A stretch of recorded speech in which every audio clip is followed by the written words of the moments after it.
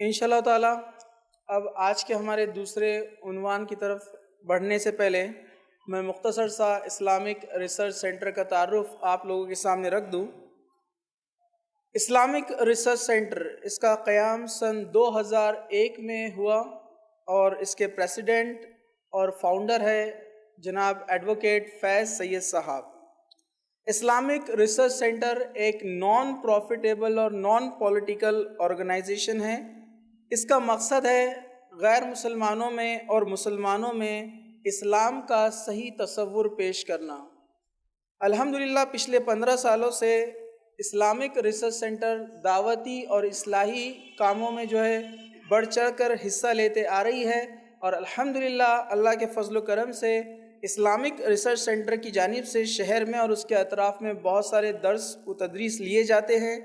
اسی طرح Islamic research centre کے اندر مختلف شاخیں ہیں، جس میں سے ایک بلا سودی نظم کا ایک قدم بڑھایا گیا ہے، جو جن سیوا کے نام سے آپ لوگوں کے سامنے آ چکا ہے، آپ لوگ اس کو جانتے ہیں۔ اسی طرح اسلامک ریسرچ سینٹر میں بیت المال کا بھی نظم کیا جاتا ہے، مطلب آپ کے زکوٰۃ، صدقات وغیرہ ڈونیشنز کو ان کے پراپر یوٹیلائزیشن کے لیے ایک مد بنایا گیا ہے۔ جو زکوٰۃ کے مد ہے اس میں آپ کے زکوٰۃ کی رقم کو لگایا جاتا ہے، اور جہاں پر جو ڈونیشنز جنرل ڈونیشن ہیں آپ کے، وہ دعوت اور اصلاحی کاموں میں انہیں استعمال کیا جاتا ہے۔ اسی طرح اسلامک ریسرچ سینٹر کی جانب سے سال میں ایک بار ایک میجر دعویٰ پروگرام رکھا جاتا ہے غیر مسلموں میں دعوت کے لیے۔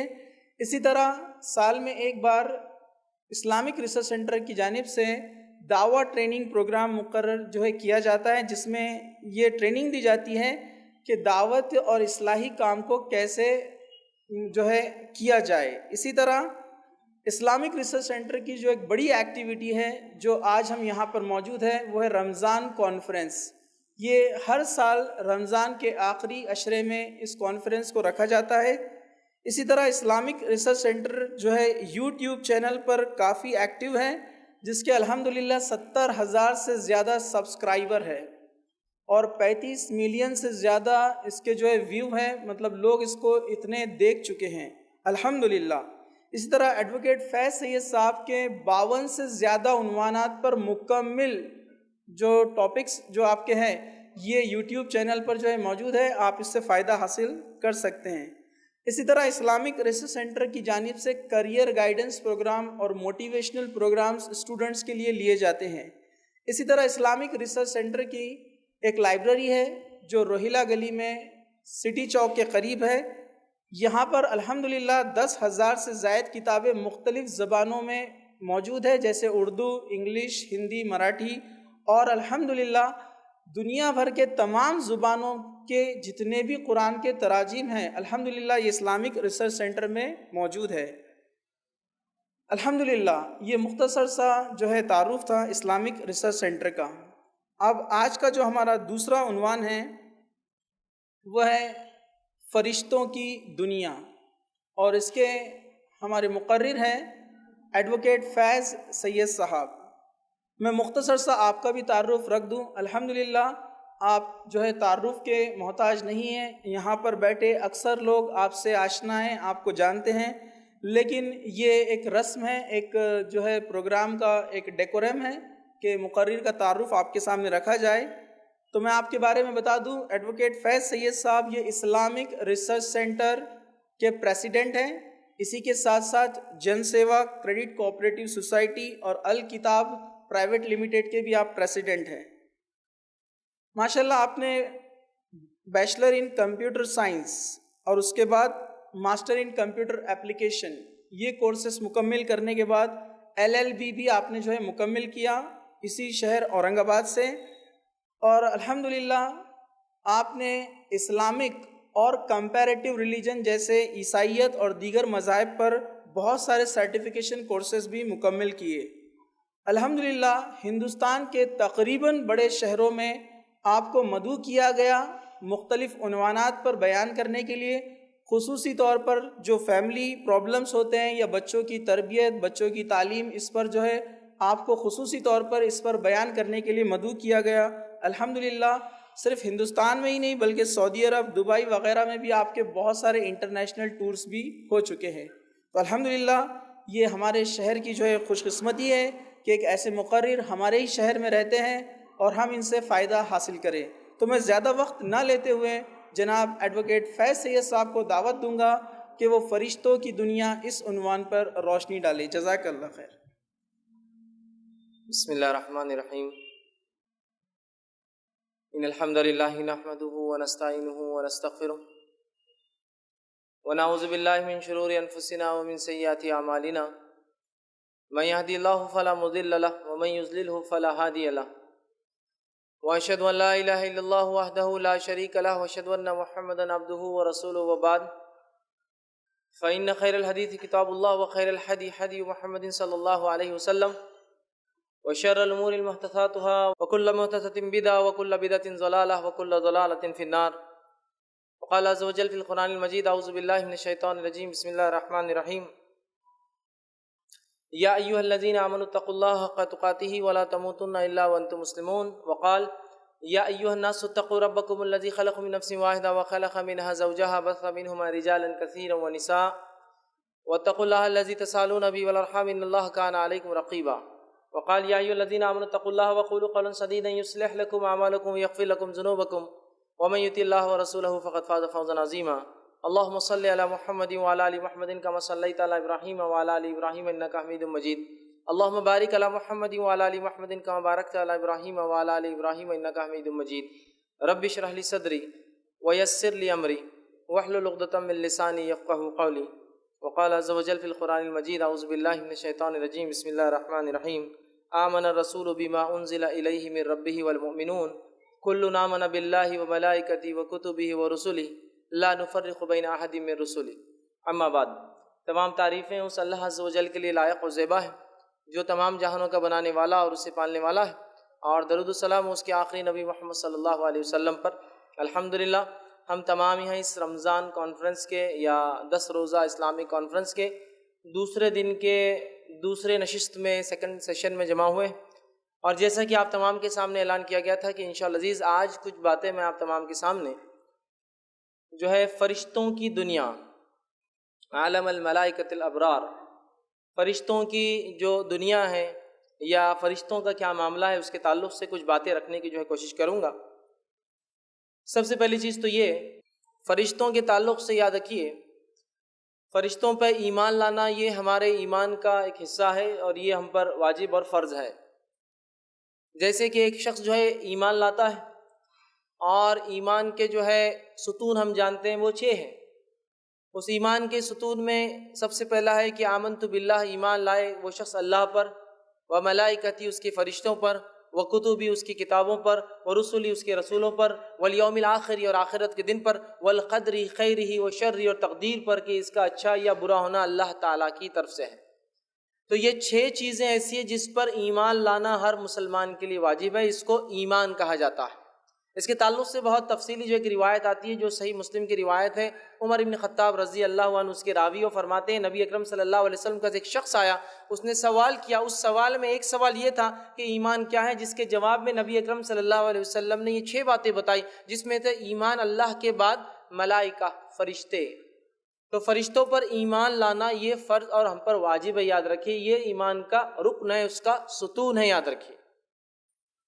اور جو یہ غائب کا ایک حصہ ہے، یاد رکھیے ایمان ملائکہ فرشتوں پر ایمان یہ غائب کی چیز ہے، مطلب یہ ایک ایسی چیز ہے جس کو ہم دیکھ نہیں سکتے، یاد رکھیے۔ اور غائب پر ایمان لانا یہ ہم پر یہ بھی واجب ہے، اس لیے کہ اللہ رب العزت نے سورہ بقرہ سورہ نمبر 2 اس کی آیت نمبر 3 نے فرمایا الذین یؤمنون بالغیب، مومن کی ایک صفت بیان کی ایمان والے کی کہ وہ ایمان لاتا ہے غائب پر۔ غائب سے مراد وہ چیز جس کو انسین کہیں گے ہم، جس کو ہم دیکھ نہیں سکتے یا کسی نے دیکھا نہیں ہے، یاد رکھیے۔ تو ایمان بالغیب یہ ہمارے ایمان کا حصہ ہے، اور فرشتوں پر ایمان بالغیب میں سے ہے، یاد رکھیے۔ اور اس کے علاوہ بھی غیب میں بہت ساری چیزیں ہیں جس کو ہم نہیں دیکھتے، اسی طرح جیسے کہ ایک اور دنیا ہے، ایک عالم ہے جس کو ہم کہتے ہیں جنوں کی دنیا۔ انشاءاللہ اس کی تفصیلات جو آنے والے جو ہے دنوں میں آئیں گی۔ تو آج جس دنیا کے تعلق سے بات آپ کے سامنے رکھوں گا وہ ہے ورلڈ آف نوبل اینجلس، عالم الملائکۃ الابرار، کہ فرشتوں کی دنیا کیا ہے، ان پر ایمان کس کو کہتے ہیں، اس کے تقاضے کیا ہیں، ورنہ ہم دیکھتے ہیں کہ فرشتوں پر ایمان میں کبھی کبھار ہم بہت گڑبڑ کر دیتے ہیں.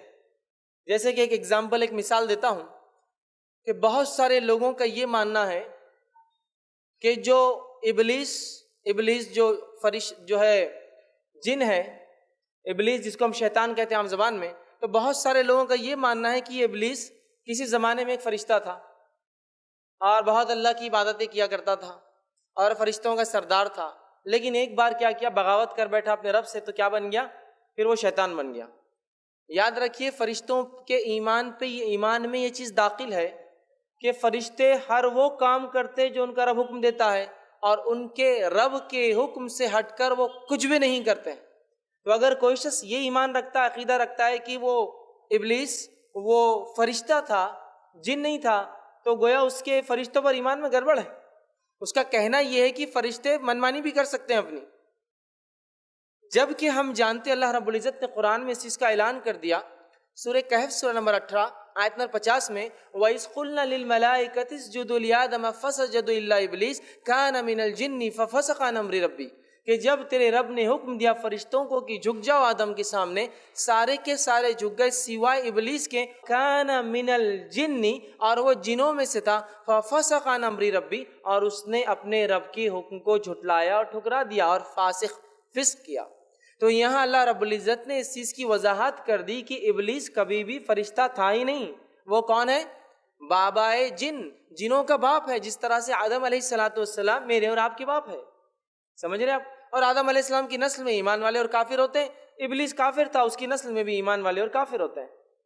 تو دیکھیے آپ، فرشتوں پر ایمان میں گڑبڑ کرتے ہیں ہم، اور پتہ نہیں عجیب و غریب کیسے کیسے عقائد فرشتوں کے تعلق سے کبھی کبھار لوگ بیان کرتے ہیں، سن کر بھی کبھی تعجب ہوتا ہے. عجیب و غریب کہ 2 فرشتوں کو اللہ تعالیٰ نے سزا دے دی اور عراق میں ایک شہر میں کنویں میں الٹا لٹکا دیا اور وہ قیامت تک الٹے لٹکے ہوئے رہیں گے. سبحان اللہ. اللہ کے فرشتے جن کو چوائس ہی نہیں دی گئی کیا کرنا ہے اور کیا نہیں کرنا ہے، ان کے پاس کوئی آپشن نہیں ہے. جو رب کہتا ہے وہ کر گزرتے، وَيَفْعَلُونَ مَا يُؤْمَرُونَ، جو ان کا رب حکم دیتا ہے وہ کر گزرتے ہیں. کیوں اللہ ان کو سزا دیں گا؟ وہ کیوں بغاوت کریں گے؟ اور کنویں میں کیوں اللہ تعالیٰ ان کو الٹا لٹکا دیں گا اور قیامت تک کے لیے بولے وہ الٹے؟ تو یاد رکھیے عجیب و غریب عقائد. اور یہ جو فرشتوں کی دنیا ہے اور فرشتوں کا جو انسان سے تعلق ہے، یہ بہت گہرا تعلق ہے.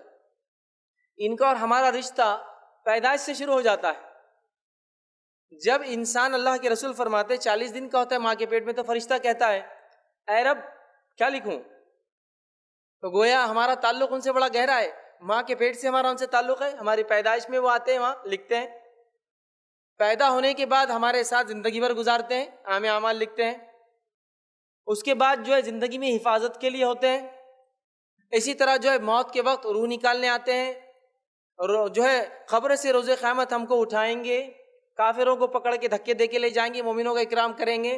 اس کے ساتھ ساتھ جنت اور جہنم کے اندر بھی جو ہے یہ جو ہے اللہ نے منتخب کر رکھے ہیں. تو کوئی جنت میں خدمت کے لیے ہوں گا، کوئی جہنم میں دھکا دینے کے لیے ہوں گا. تو گویا فرشتوں سے انسانوں کا بڑا گہرا تعلق ہے، پیدائش سے لے کر موت، موت سے لے کر حشر اور آخرت تک، مطلب آخرت کی ساری زندگی میں ان سے ہمارا گہرا تعلق ہے.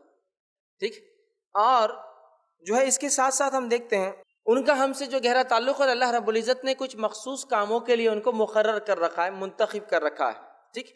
اور ان کی دنیا یاد رکھیے یہ بہت عجیب اور غریب ہے، انسان اس کو سمجھ نہیں سکتا. اگر اللہ کی کتاب اور اس کے رسول صلی اللہ علیہ وسلم ہمیں نہ بتاتے تو یہ فرشتوں کی دنیا میرے اور آپ کے لیے سمجھنا ناممکن ہے. یاد رکھیں، اس لیے کہ اس کا تعلق غائب سے ہے، انسین ورلڈ سے ہے، ایک ایسی دنیا سے جس کو ہم دیکھ نہیں سکتے. تو اللہ کی کتاب اور اگر اس کے نبی صلی اللہ علیہ وسلم اگر ہمیں نہ بتاتے تو ان کی دنیا جاننا یا ان کے بارے میں کچھ بھی جاننا ہمارے لیے ممکن نہیں تھا. یاد رکھیے فرشتوں کی دنیا ایک پاکیزہ دنیا ہے. یاد رکھیے ایک پاکیزہ دنیا اس لیے کہ اللہ کی حمد و ثنا کرتے ہیں، بڑائی بیان کرتے ہیں، اور اللہ کے گھر کا جو آسمانوں میں ہے بیت المعمور اس کا طواف کرتے ہیں. سجدہ تو سجدے میں ہے، رکوع تو کوئی رکوع میں ہے. کسی کو سور پھونکنے کا حکم دے دیا گیا تو بس وہ کھڑا ہے کہ کب اجازت ملے تو میں پھونک دوں. تو جس دن سے بنا ہے اس دن سے لے کر سور پھونکنے تک ویسے ہی کھڑا رہیں گا وہ. تو گویا کچھ مخصوص کاموں کے لیے انہیں اپوائنٹ کر دیا گیا ہے اور وہ اس کے لیے متعین ہے. اور ایک جس کو کہیں گے ایک ان کی جو دنیا ہے ایک بہت ہی پاکیزہ نوبل ورلڈ ہے. یاد رکھیے ایک بڑی پاکیزہ دنیا ہے. اسی طرح جو ہے فرشتوں کو عربی میں جو ہے یا فرشتے کو عربی میں ملک کہتے ہیں. ویسے فرشتہ لفظ جو ہے فارسی سے آتا ہے, اس کو کہتے ہیں ملک, اور ملائکہ یہ اس کی جمع ہے فرشتوں کو جس کو ہم کہتے ہیں. ٹھیک ہے, تو ملک یہ لفظ ہے, اور علماء لکھتے ہیں کہ ملک جو لفظ ہے وہ الکا سے آتا ہے جس کا معنی ہے پیغام پہنچانا. چونکہ یہ اللہ کا پیغام انسانوں تک لا کے مطلب انبیاء تک پہنچاتے ہیں, جو ہم تک پھر پہنچاتے ہیں انبیاء, اس لیے ان کو ملک کہا جاتا ہے, پیغام پہنچانے والا. یا کچھ لوگوں نے کہا یہ مالک سے بھی لفظ آتا ہے اس لیے کہ اللہ نے فرشتوں کو کچھ مخصوص کام دے رکھے ہیں جس کے وہ ذمہ دار ہے, اس سے بھی مالک سے ملک. بہرحال لیکن زیادہ بہتر جو ہے وہ یہ علماء کہتے ہیں کہ پیغام پہنچانے کی وجہ سے ان کو الکا سے ملک کہا جاتا ہے, اور ملائکہ اس کی جمع ہے, یاد رکھیے. ٹھیک ہے, اس لیے کہ اللہ کا پیغام بندوں کو پہنچاتے ہیں. ان پر لانا ہم پر, ایمان لانا ہم پر فرض ہے. میں نے خطبے میں آپ کے سامنے ایک آیت تلاوت کی, سورہ بقرہ کی آیت 285 تھی, جس میں اللہ رب العزت نے فرمایا آمن الرسول بما انزل الیہ من ربی والمؤمنون. ایمان لائے, آمن الرسول ایمان لایا رسول اس چیز پر, اور ایمان لائے ایمان والے مطلب جو لوگ اس کے اوپر ایمان لائے نبی پر. کن کن چیزوں پر ایمان لائے؟ کل آمن باللہ, سب کے سب ایمان لائے اللہ پر, وہ ملائکتی اس کے فرشتوں پر, وہ کتبی اس کی کتابوں پر, وہ رسولی اس کے رسولوں پر, والیوم الاخر. مطلب وہاں آمن رسول بما انزل الیہ من ربی والمؤمن کل آمن باللہ وملائکتی وکتبی ورسولی لا نفرق بین احد من رسولی. تو یہاں 4 چیزوں کا تذکرہ ہے, جس میں دوسرے نمبر پہ کیا بیان کیا گیا کہ ایمان لایا رسول, اور ایمان لائے ایمان والے کن چیزوں پر؟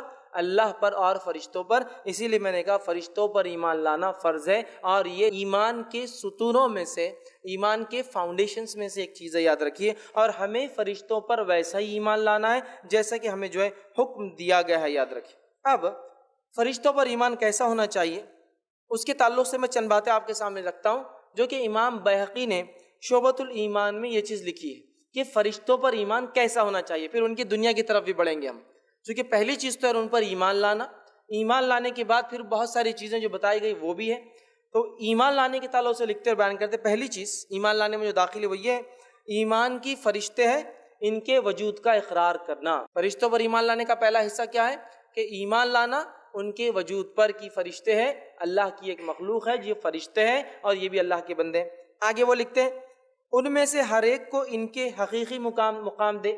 ان میں سے فرشتوں میں سے ہر ایک کو وہ کہتے ہیں ان کا حقیقی مقام دے. ایسا نہ ہو کہ آپ کسی کو زیادہ کر دیں کسی کو کم کر دیں, حالانکہ اللہ رب العزت نے کسی اور کو زیادہ اور کسی اور کو کم بتایا.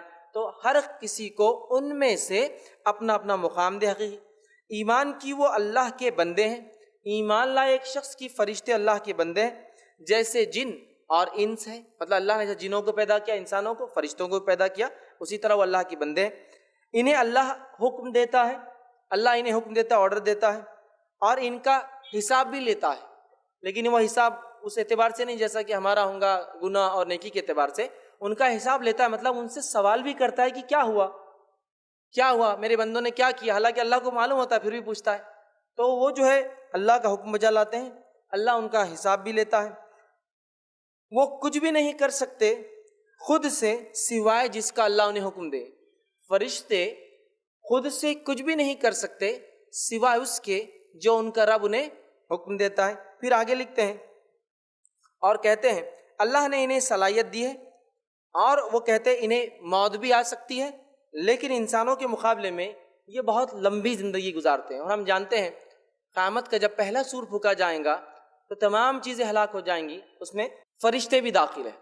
تو ان کو موت بھی آتی ہے لیکن کافی لمبی زندگیاں جیتے جنہوں نے انسانوں کے مقابلے میں. ان کے بارے میں ایسا کچھ بھی نہیں کہنا چاہیے کہ وہ اللہ کے ساتھ شریک ٹھہر جائے. ایسی کوئی بات ان کے تعلق سے نہیں کہنا چاہیے جس کی وجہ سے ایسا ہو جائے کہ اللہ کی ذات میں یہ فرشتہ شریک ہو جائے. اور انہیں معبود نہیں بنانا چاہیے جس طرح سے عرب قومیں اسلام سے پہلے ان کی عبادت کرتی تھی. انہیں معبود, انہیں عبادت کی چیز نہیں سمجھنا چاہیے جس طرح سے عرب کی قوم یا کچھ قبائل لوگ ان کی جو ہے عبادت کرتے اور اس کا عقیدہ رکھتے ہیں. تیسری چیز پھر آگے لکھتے اور فرماتے ہیں اس بات کا ماننا کہ ان میں سے کچھ پیغمبر یعنی وہ ہے جو اللہ کا پیغام انبیاء تک پہنچاتے ہیں. ان میں سے کچھ رسول ہیں, پیغمبر ہے یعنی اللہ کا پیغام پہنچاتے ہیں, جس کو اللہ چاہتا ہے انسانوں میں سے اس کے پاس وہ لا کر پہنچاتے ہیں.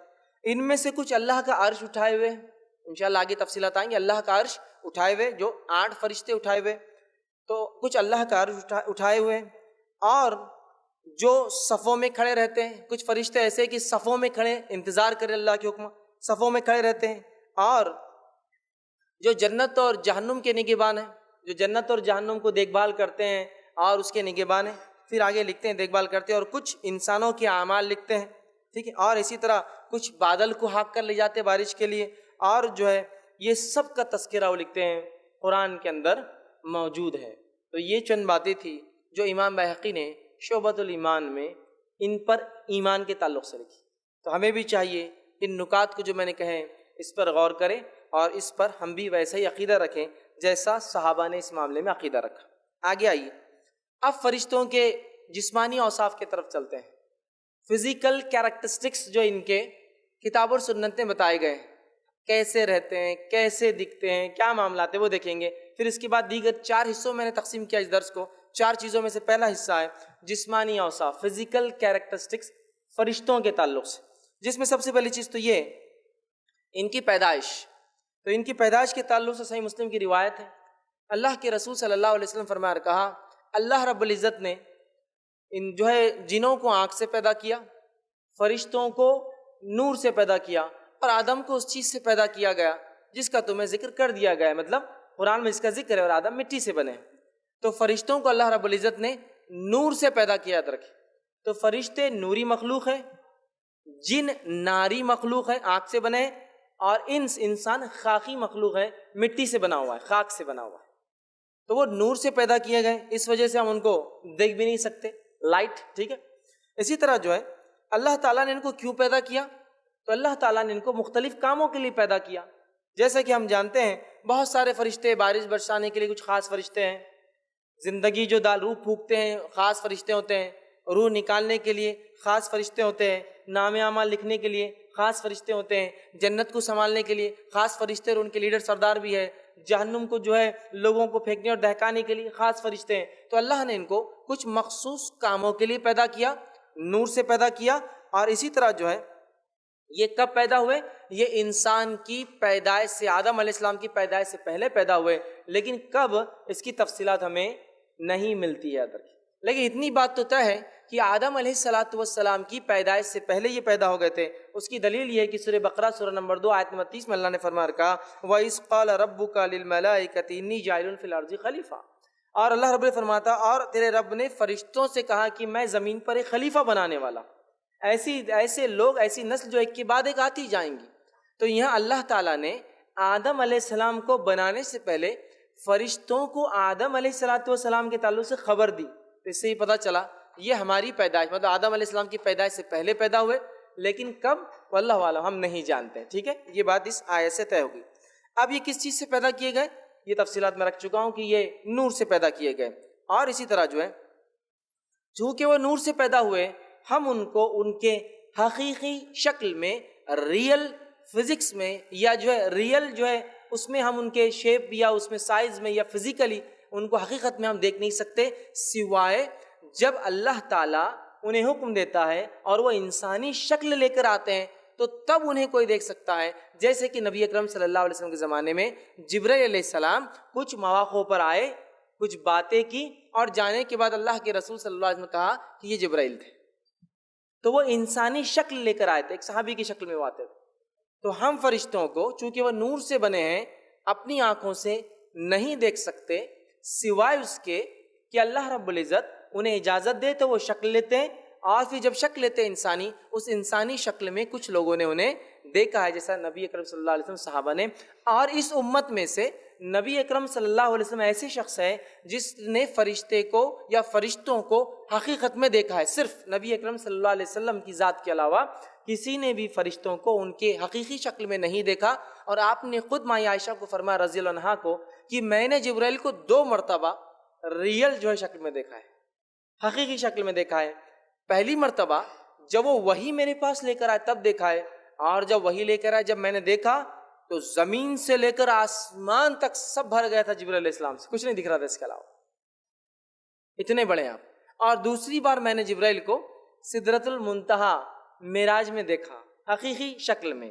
تو اس امت سے فرشتوں کو کسی نے حقیقی شکل میں نہیں دیکھا سوائے جب وہ انسانی شکل میں آئے، یا پھر نبی اکرم صلی اللہ علیہ وسلم ہی ایک ایسی شخصیت ہے جنہوں نے حقیقت میں جو ہے ایک فرشتے کو اپنی آنکھوں سے دیکھا. یاد رکھیے باقی کسی نے انہیں نہیں دیکھا، اس بات کو جو ہے آپ یاد رکھ لیں۔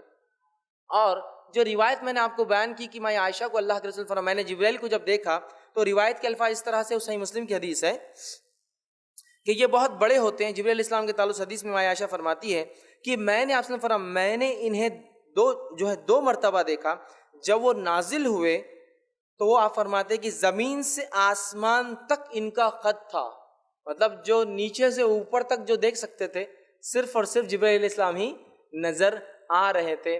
تو گویا فزیکل ان کا جو جس کو حیت کیفیت جسمانی ہے بہت بڑے ہوتے ہیں، جس میں سے جبرائیل علیہ السلام کے تعلق سے آتا ہے اتنے بڑے تھے کہ زمین سے لے کر آسمان تک، اور آپ سے فرماتے ہیں ان کو 600 پر تھے جبرائیل علیہ السلام کو، اور وہ پروں میں سے جب میں نے دیکھا تو ہیرے اور موتی جو ہے جھڑ رہے تھے۔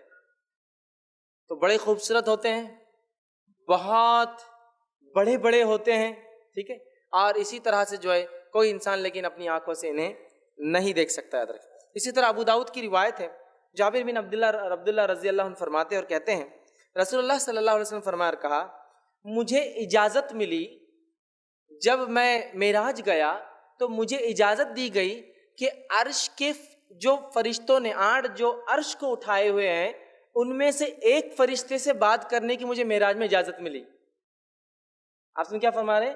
میں جب معراج گیا تو مجھے عرش کو جو فرشتے اٹھائے جن کی تعداد 8 ہیں، ایک فرشتے سے مکالمہ بات کرنے کی اجازت ملی۔ تو آپ نے فرمایا جب میں نے اسے دیکھا تو اس فرشتے کی کان کی لو، ایئر لوب، کان کی لو سے لے کر کاندھے تک کا فاصلہ ایک پرندے کے اڑنے کے 700 سال کے برابر تھا، 700 ایئرس۔ کان سے لے کر کاندھے تک کا فاصلہ اس ایک فرشتے کا جو اللہ کے عرش کو اٹھائے ہوئے، سبحان اللہ، کان سے لے کر کاندھے تک 700 سال اگر پرندہ اڑے تو اس کے برابر ڈسٹنس کور ہوگا جو اس کے کان سے لے کر کاندھے تک تھا۔ میں نے تھوڑا سا حساب کتاب کیا اس کو دنیاوی اعتبار سے۔ دنیا کے اندر جو پرندہ ہے، ایک چیل ہوتی ہے جس کو فیلکن پیریگرین کہا جاتا ہے، ایک چیل ہے جو دنیا کی سب سے تیز رفتار چڑیا ہے، 320 کلومیٹر پر آور کی سپیڈ سے جو ہے اڑتی ہے، 320 کلومیٹر جو 1 گھنٹے میں سفر کر لیتی ہو، اور اگر ڈائیو مارے تو 500 زیادہ کلومیٹر کی رفتار سے نیچے آتی ہے، لیکن جب اڑتی ہے تو 320 کلومیٹر 1 گھنٹے میں سفر کرتی ہے۔ تو میں نے سوچا چلو اس پرندے کی رفتار سے تھوڑا سا حساب کرتے ہیں، تو اگر وہ پرندہ 320 کلومیٹر کی رفتار سے اگر 700 سال تک اڑے گا تو وہ جو ہے 196 کروڑ 22 لاکھ اور 40 ہزار کلومیٹر کا سفر طے کریں گا، مطلب 1.96 بلین کلومیٹر سے ایک رف حساب کریں تو 196 کروڑ 22 لاکھ 40 ہزار کلومیٹر کا سفر ہوگا۔ پھر اگر یہ تو کاندھے ایک ہوا، پھر میں نے دوسرا حساب لگایا، یہ بھی تو اتنا ہی ہوگا کاندھا جیسا انسان کا ہوتا ہے عام طور سے، اور یہ کاندھے سے بیچ میں جو حصہ ہوتا ہے وہ بھی اتنا ہی ہوتا ہے، برابر ہوتے ہیں یہ اور سر کا حصہ۔ تو اگر تینوں کو ملا لیا جائے تو ملٹی پلائی بائی 3 کر دیا جائے تو ہوتا ہے 588 کروڑ 66 لاکھ 20 ہزار کلومیٹر صرف فاصلہ ہے 2 کاندھے کا۔ شولڈرز ہیلتھ کلب بہت سے لوگ جاتے ہیں، اور ہم سب جانتے ہیں شولڈرز کے مقابلے میں جسم 6 گنا اور بڑا ہوتا ہے، 6 ٹائمز اور ملٹی پلائی ہو جاتا ہے، مطلب جتنا ایک انسان کا شولڈر ہوتا ہے اس کے مقابلے اس کا جسم 6 گنا اور بڑھ جاتا ہے، مطلب ہائٹ زیادہ ہوتی ہے وڈتھ کے مقابلے میں۔ تو صرف ایک فرشتہ جو عرش کو اٹھایا ہوا ہے، اگر 320 والا حساب اگر درست ہے تو وہ جو ہے 588 کروڑ صرف کلومیٹر کا اس کا صرف کاندھا ہے، جس جو اس کا کتنے بڑے، سبحان اللہ۔ اور اگر دنیا سے سورج کا اگر موازنہ کیا جائے تو 150 کلومیٹر ہے، صرف 150 کروڑ کلومیٹر، معاف کرنا، سورج یہ اس سے بھی زیادہ ہے اتنا ڈسٹنس۔ اور دنیا کی سب سے اونچی عمارت 800 میٹر کی ہے، صرف 800 میٹر، 1 کلومیٹر کی بھی نہیں ہے وہ، برج خلیفہ دبئی میں 800 میٹر، ٹھیک ہے۔ اب اندازہ لگے 800 میٹر کیا ہوتا ہے، یہاں سے سورج کا فاصلہ 150 جو ہے کروڑ کلومیٹر کیا ہوتا ہے، اور صرف ایک کاندھا جو ہے 588 کروڑ جو ہے کلومیٹر صرف چوڑا ہے، اور وہ ایک فرشتے کا صرف کاندھے کا ہی سائز ہے، سبحان اللہ۔ تو بہت بڑے ہوتے ہیں، ان امیجنیبل سمجھو ان کی ہائٹ ہوتی ہے، مطلب ہم اندازہ نہیں لگا سکتے ان کی کیفیت اور حیت کا، فزیکل سٹرکچر کا یاد رکھیے. تو پھر آپ سے فرماتے ہیں مجھے ایک فرشتے سے بات کرنے کی اجازت ملی، اور جب میں نے اس سے بات کی تو اس کا یہ فاصلہ صرف کان سے لے کر کاندھے تک 700 سال کی ایک پرندے کی مسافت جو طے کرتا اتنا اس کا فاصلہ تھا. تو اس سے اندازہ بہرحال ہوتا ہے کتنے بڑے بڑے ہوتے ہیں. اسی طرح جو ہے یہ جو ہے پر بھی ہوتے ہیں. ان کو اللہ رب العزت سورہ فاطر سورہ نمبر 35 آیت نمبر 1 میں فرماتا کہتا ہے، اور اس آیت کا ترجمہ اس طرح سے ہے: اس اللہ کے لیے تمام تعریفیں جو ہے سزاوار ہے، لائق اور زیبا ہے، جو آسمان اور زمین کا جو ہے پیدا کرنے والا ہے، اور جس نے 2-2 3-3 اور 4-4 پروں والے فرشتوں کو جو ہے اپنا پیغمبر جو ہے بنانے والا ہے. مخلوق میں سے جو چاہے زیادتی کرتا ہے، اور اللہ ہر چیز پر قادر ہے. تو یہاں کا اللہ نے فرشتوں کو بنایا، پر ہوتے ہیں 2-2 3-3 4-4 اس سے زائد بھی، اس لیے کہ جبرائیل علیہ الصلوۃ والسلام کے تعلق سے حدیث میں آتا ہے کہ ان کو 600 پر تھے، 600 ونگس یاد رکھیں.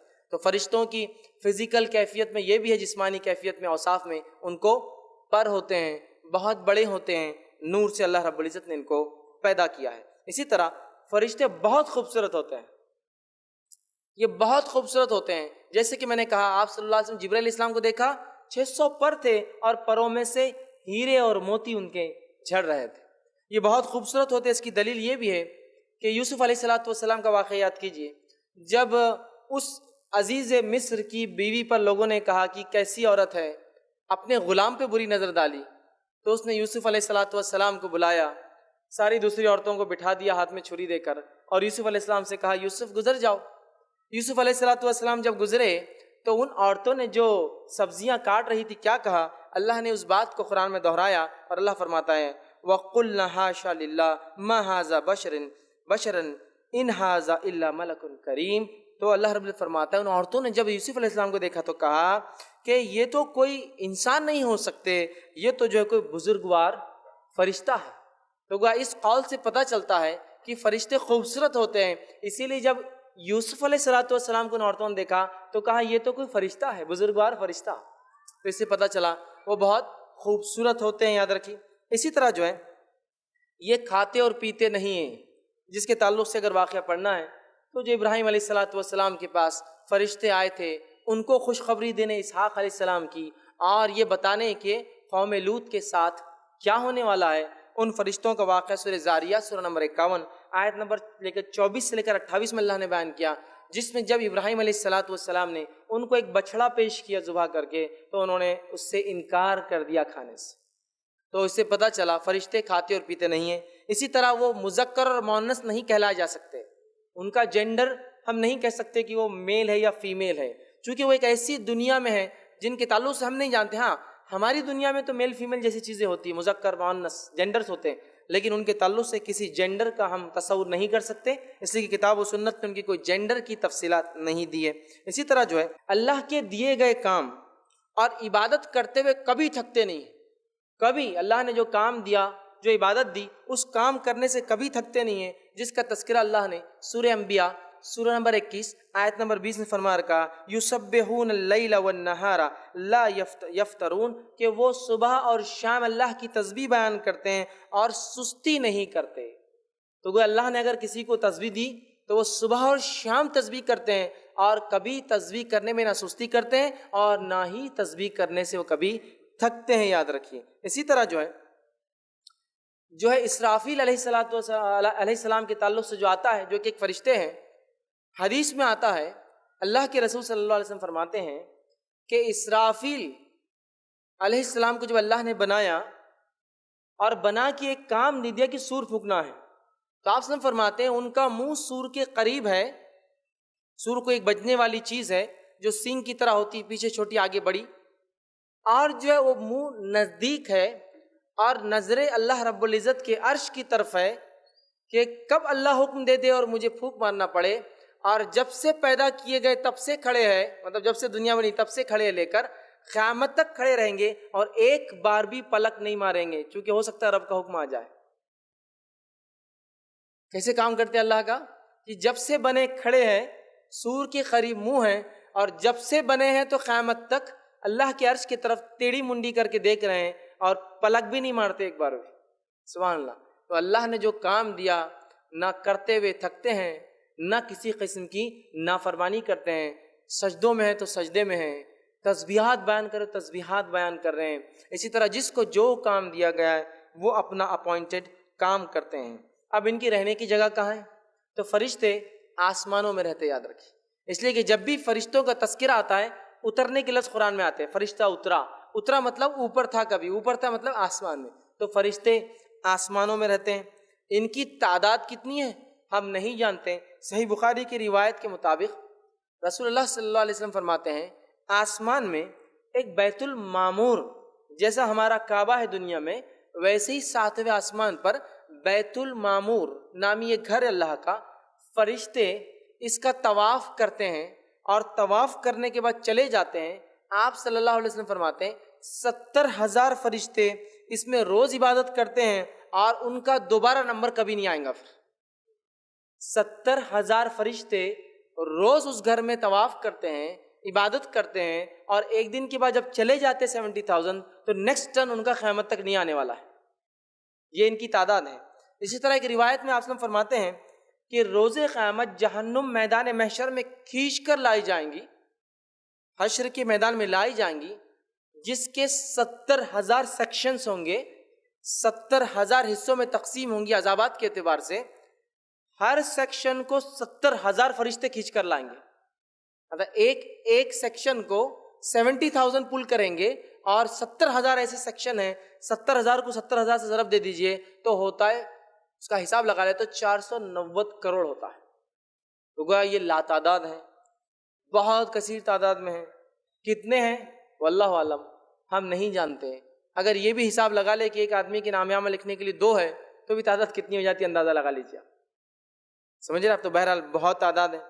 ان میں سے کچھ فرشتوں کے نام مشہور اور معروف ہیں، جیسے کہ ہم جانتے جبرائیل علیہ السلام، میکائیل علیہ السلام، اسرافیل علیہ السلام، مالک جو جہنم کا داروغہ ہے، رضوان جو جنت کے داروغہ ہے، منکر نکیر جو قبر میں سوال کرنے آتے ہیں، اسی طرح ہاروت اور ماروت جو بابل نامی ایک شہر میں آزمائش کے لیے آئے تھے، رقیب اور عتید بول کر علماء لکھتے ہیں یہ وہ فرشتے ہیں جو ہم جو بات کرتے ہیں کیچ کر لیتے ہیں، نوٹ کرتے ہیں، لکھ کے رکھتے ہیں، حساب رکھتے ہیں۔ تو بہرحال کچھ کے نام ہم جانتے ہیں، لیکن بہت سارے نام ہمارے جو چلن میں ہیں اس میں سے بہت سارے نام کتاب اور سنت میں، قرآن حدیث میں نہیں ملتے، لیکن چلن میں، لیکن یہ وہ معروف نام ہے جو ہمیں نام کے ساتھ، ویسے اگر ملک الموت، موت کا فرشتہ، لیکن نام نہیں پتا، تذکرہ ہے موت کا، ملک الجبال پہاڑ کا فرشتہ، تذکرہ ہے لیکن نام کیا ہم نہیں جانتے، پہاڑوں کا فرشتہ، ٹھیک ہے؟ تو بہرحال نام اتنے نام آتے ہیں، اور جو ہے بہت سارے نام چلن میں لیکن وہ ثابت نہیں ہوتے۔ اسی طرح جو ہے پہلے سور پھونکنے کے بعد یہ بھی ختم ہو جائیں گے، اس لیے کہ اللہ رب العزت نے قرآن میں کہا کہ تمام کے تمام لوگ جو ہے، تمام چیزیں جو ہلاک ہو جائیں گی سوائے تیرے رب کی ذات کے تعلق سے، تو اللہ کو چھوڑ کر سب ہلاک ہو جائیں گے، تو فرشتے اس میں شامل ہیں۔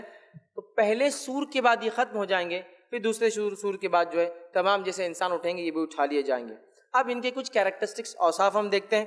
پہلی چیز جو ہے یہ بہت باعزت ہوتے ہیں اور فرما بردار ہوتے ہیں، ٹھیک ہے؟ بہت باعزت اور فرما بردار۔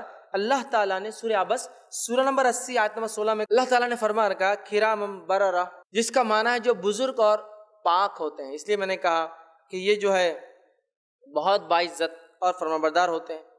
اسی طرح بہت حیادار بھی ہوتے ہیں، یاد رکھیے فرشتے بہت حیادار ہوتے ہیں، ٹھیک ہے؟ اسی طرح ان کے تعلق سے صلاحیتوں کے تعلق سے آتا وہ یہ ہے مختلف شکلیں لے سکتے ہیں۔ یہ فرشتوں کی صلاحیت میں سے ایک صلاحیت ہے مختلف شکلیں لے سکتے ہیں۔ جیسے مریم علیہ السلام کے پاس ایک فرشتہ آیا تھا، خوشخبری دینے کے اللہ نے ان کو چن لیا ہے دیگر عورتوں پر، دنیا کی تمام عالم کی عورتوں پر، تو وہاں ایک شکل میں آئے تھے۔ اسی طرح قوموں کو آزمانے کے لیے فرشتے آتے ہیں۔ لوط علیہ السلام کی قوم کو آزمانے فرشتے آئے، وہ قوم ان کے پیچھے پڑ گئی اور جو ہے گناہ کا جو وہ کرتی تھی، گناہ برے کام، اس کا حسد کیا اور اللہ نے اس قوم کو ہلاک کر دیا۔ تو گویا یہ جو ہے مختلف شکلیں لے سکتے ہیں، لیکن ایک بات یاد رکھ لیجئے کہ جن کے پاس فرشتے آتے ہیں ان کا ہر بار نبی ہونا ضروری نہیں، جیسا مریم علیہ السلام کے پاس جو فرشتے آئے لیکن وہ نبی نہیں ہے۔ اسی طرح بہت ساری قوموں کے پاس آتے ہیں جن کو آزماتے ہیں، ایسا ہاروت اور ماروت آئے۔ اسی طرح یہ قوم لوط کے پاس 2 فرشتے آئے، تو فرشتے جن کے پاس آتے ہیں وہ نبی ہر بار ہونا ضروری نہیں، لیکن وہ مختلف شکلیں لے سکتے ہیں اللہ جب حکم دیتا ہے اور آتے ہیں۔ اسی طرح ان کے علم کے تعلق سے اللہ تعالیٰ نے جو انہیں علم دیا ہے اس چیز کا انہیں علم ہوتا ہے. اللہ تعالیٰ نے جن چیزوں کا انہیں علم دیا ہے ان چیزوں کا انہیں علم ہوتا ہے. اسی طرح باادب اور باقاعدہ ہوتے ہیں, جس کو ہم کہیں گے جو ہے well discipline and well organised, بہت باادب باقاعدہ ہوتے ہیں. نبی اکرم صلی اللہ علیہ وسلم نے ایک حدیث میں بیان کر فرمایا, کاش کہ تم اپنی نماز کی صفیں ویسی بناتے جیسے فرشتے نماز کی صفیں بناتے ہیں, کہ جب کھڑے ہوتے ہیں تو اتنے مل کر کھڑے ہوتے ہیں کہ بیچ میں جگہ باقی نہیں رہتی. تو یہ حدیث ہمیں یہ بتا رہی ہے کہ با نظم فرشتے بہت ویل ڈسپلن ویل آرڈرڈ میں ہوتے ہیں, اس لیے کہ جب صف بناتے ہیں تو ایسی صف بناتے ہیں کہ بالکل ایک کے بازو ایک, اور صف میں گیپ نہیں ہوتا. لیکن اس حدیث سے ایک بات اور پتہ چلتی ہے, اور آپ سے حدیث سے فرماتا, کاش تم اپنی صفوں کو ویسا بناتے جیسا فرشتے آسمان میں اپنی صفیں بناتے ہیں, کہ جب ایک سے دوسرا کھڑا ہوتا ہے تو بیچ میں جگہ نہیں ہوتی. تو گویا ہمیں بھی بتایا جا رہا ہے کہ نماز کی حد تک ویل ڈسپلین ویل آرڈرڈ کھڑے ہونا چاہیے, اور نماز کی صفیں ایسی بنانی چاہیے جیسے فرشتے بناتے ہیں, ایک آدمی دوسرے سے پورا لگا ہوا ہو. صحیح بخاری کی روایت کے مطابق نبی اکرم صلی اللہ علیہ وسلم بیان کر فرمایا, اور انس بن مالک فرماتے ہیں نبی اکرم صلی اللہ علیہ وسلم ہمیں ایسی صفوں کا حکم دیتے کہ کاندھے سے کاندھا اور قدم سے قدم لگ جاتا. اب ہمارے پاس عجیب معاملہ ہے, کاندھے سے کاندھا اور قدم سے قدم تو دور, ہر آدمی دوسرے سے 2-2 3-3 4-4 5-5 6-6 اور ایک باللہ کی دوری پہ کھڑا ہوا ہے. سب کی اپنی اپنی صفیں چلتی ہیں, سب کا اپنا اپنا انڈیویجول معاملہ چل رہا ہے نماز کے اندر. جبکہ صفیں کیسی ہونے چاہیے, بازو بازو انسان لگ کر کھڑا ہو, اور اس میں کسی کا اختلاف بھی نہیں ہے, ایسے کوئی اختلافی معاملہ بھی نہیں ہے. بہرحال سمجھنے کی ضرورت ہے, ٹھیک ہے. تو با نظم ہوتے ہیں, بہت ویل ڈسپلن ویل آرڈرڈ ہوتے ہیں, ٹھیک. اسی طرح جو ہے اللہ رب العزت نے ان کی یہ تعریف بھی جو قرآن کے اندر کی اور فرمایا اور کہا سورہ نمبر 90 آیت نمبر 22 میں, وَجَاءَ رَبُّكَ الْمَلَكُ صَفًّا صَفًّا, اور جو اللہ فرماتا ہے اور تیرے رب آئے گا تو فرشتے صفیں باندھے ہوئے کھڑے ہوں گے. تو پہلے ویل ڈسپلن ویل آرڈر ہوتے ہیں. اسی طرح جو ہے فرشتے کبھی غلطی نہیں کرتے, فرشتے کبھی غلطی نہیں کرتے, یہ بات یاد رکھی, ورنہ اس میں بہت ہماری وہ ہوتی ہے کہ فرشتے اور پتہ نہیں کیا کیا قصے اور کہانیاں لوگوں نے بیان کر دی. اور ایک مرتبہ ایک صاحب سنانے لگے اور کہنے لگے, دیکھو زیادہ علم حاصل نہیں کرنا, زیادہ علم نہیں. کیوں؟ تو زیادہ علم حاصل کرنے سے انسان شیطان بن جاتا. میں نے کہا انسان شیطان کہتا؟ تو بولے دیکھو میں قصہ سناتا ہوں. شیطان جو تھا نا, بولے پہلے فرشتہ تھا, بولے بہت علم حاصل کر دیا, زیادہ علم حاصل کر دیا, جیسے تم لوگ کر رہے آج کل, بولے پڑھ لے رہے, یہ کر لے رہے, وہ کر لے رہے, زیادہ علم حاصل کر لیا. زیادہ علم حاصل کرنے کے بعد کیا ہوا؟ بولے جب اللہ نے حکم دیا تو حکم نہیں مانا, تو اللہ نے نکال دیا جنت سے. تو بولے وہ فرشتہ ہے نا, اس نے ایک ٹیم بنا لیا, بولے, اور برے فرشتوں کو جمع کیا اپنے آس پاس. مطلب فرشتہ شیطان بن گیا اور اس نے ایک ٹیم بنایا, اور ٹیم بنا کے بولے اپنے ٹیم میں سب برے فرشتوں کو جمع کر لیا, اور پھر اس نے فلاں فلاں فلاں یہ کام کیا, آدم علیہ السلام کو نکالا فلاں. یاد رکھیے ایسی بات نہیں ہے, فرشتے تو کبھی غلطی کرتے ہی نہیں ہیں. وہ تو میں نے پہلے وضاحت کر دی, وہ ابلیس جو ہے کبھی فرشتہ تھا ہی نہیں, وہ شروعات سے جن تھا. یہ الگ بات ہے, فرشتوں میں رہتا اٹھتا بیٹھتا تمام چیزیں تھیں, لیکن وہ کبھی بھی فرشتہ نہیں تھا, ٹھیک ہے. تو لہٰذا وہ غلطی نہیں کرتے, مخصوص لوگوں کے پاس آتے ہیں, یاد رکھیے. جیسا کہ میں نے کہا شکلوں میں آتے, شکلوں کے علاوہ بھی موجود ہوتے ہیں, انشاءاللہ آگے میرے تفصیلی بیانات ہیں.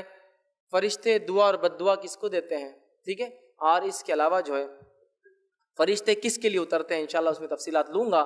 تو انسانوں میں آتے اور جاتے بھی, یاد رکھیے, ٹھیک ہے, انسانوں میں آتے اور جاتے ہیں, غلطی کبھی نہیں کرتے, یہ بات یاد رکھ لی. اس لیے کہ اللہ نے سورہ جو ہے تحریم سورہ نمبر 66 آیت میں 6 میں فرما کہا, وَيَفْعَلُونَ مَا يُؤْمَرُونَ, وہ وہی کام کرتے ہیں جو ان کا رب انہیں حکم دیتا ہے, یاد رکھیے. تو فرشتے غلطی نہیں کرتے کبھی. اللہ کی عبادت کرتے ہیں, جس کے تعلق سے جو قرآن حدیث میں باتیں آتی, تسبیح بیان کرتے ہیں, اللہ کی حمد ثنا بڑائی تسبیحات بیان کرتے ہیں, صفوں میں کھڑے ہو کر عبادت کرتے ہیں, جیسے صحیح مسلم کی روایت میں آتا, تسبیح بیان کرتے ہیں, صفوں میں کھڑے کی عبادت کرتے ہیں, بیت المعمور کا حج کرتے ہیں, طواف کرتے ہیں, آسمانوں میں جو ایک گھر ہے اس کا طواف اور حج کرتے ہیں, اللہ سے خوف کھاتے ہیں, بہت ڈرتے ہیں فرشتے, یاد رکھیں. اور اللہ رب العزت نے اس صفت کو فرشتوں کی وہ اللہ کا تقوی ڈرتے ہیں. سورہ انبیاء سورہ نمبر 21 آیت میں 28 سے فرما کہا, وَهُم مِّن خَشْيَتِهِ مُشْفِقُونَ, اور وہ خود جو ہے ہیبت الہی سے جو ہے پریشان ہوں گے روز قیامت. فرشتے بھی ہیبت الہی سے پریشان ہوں گے, تو وہ اللہ سے ڈرتے ہیں, اس لیے کہ اللہ کا تقوی عبادت ہے, اس لیے میں نے اس کو اس میں لکھا. اسی طرح فرشتے اور ہمارا تعلق, ابن آدم کا تعلق کیا ہے, فرشتوں کا اور ہمارا تعلق کیا ہے, چند باتیں وہ بھی ہم دیکھتے ہیں. تو فرشتے اور آدم کی اولاد کا مطلب ہمارا تعلق کیا ہے, چند باتیں دیکھتے ہیں.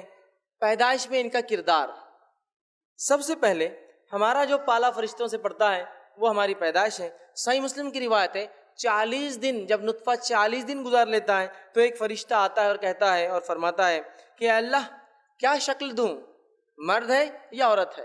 اور اللہ تعالیٰ اسے حکم دے دیتا ہے اور وہ انسان کو شکل دے دیتا ہے اپنے ہاتھوں سے۔ تو اللہ سے پوچھتا ہے فرشتہ اللہ کیا شکل دوں؟ اللہ کہتا ہے یہ شکل دے، اور وہ اس کو مرد یا عورت اس شکل میں ڈھال دیتا ہے۔ تو ہمارا تعلق فرشتوں سے ہماری پیدائش کے پہلے سے ماں کے پیٹ میں شروع ہو جاتا ہے، ٹھیک ہے، پہلا۔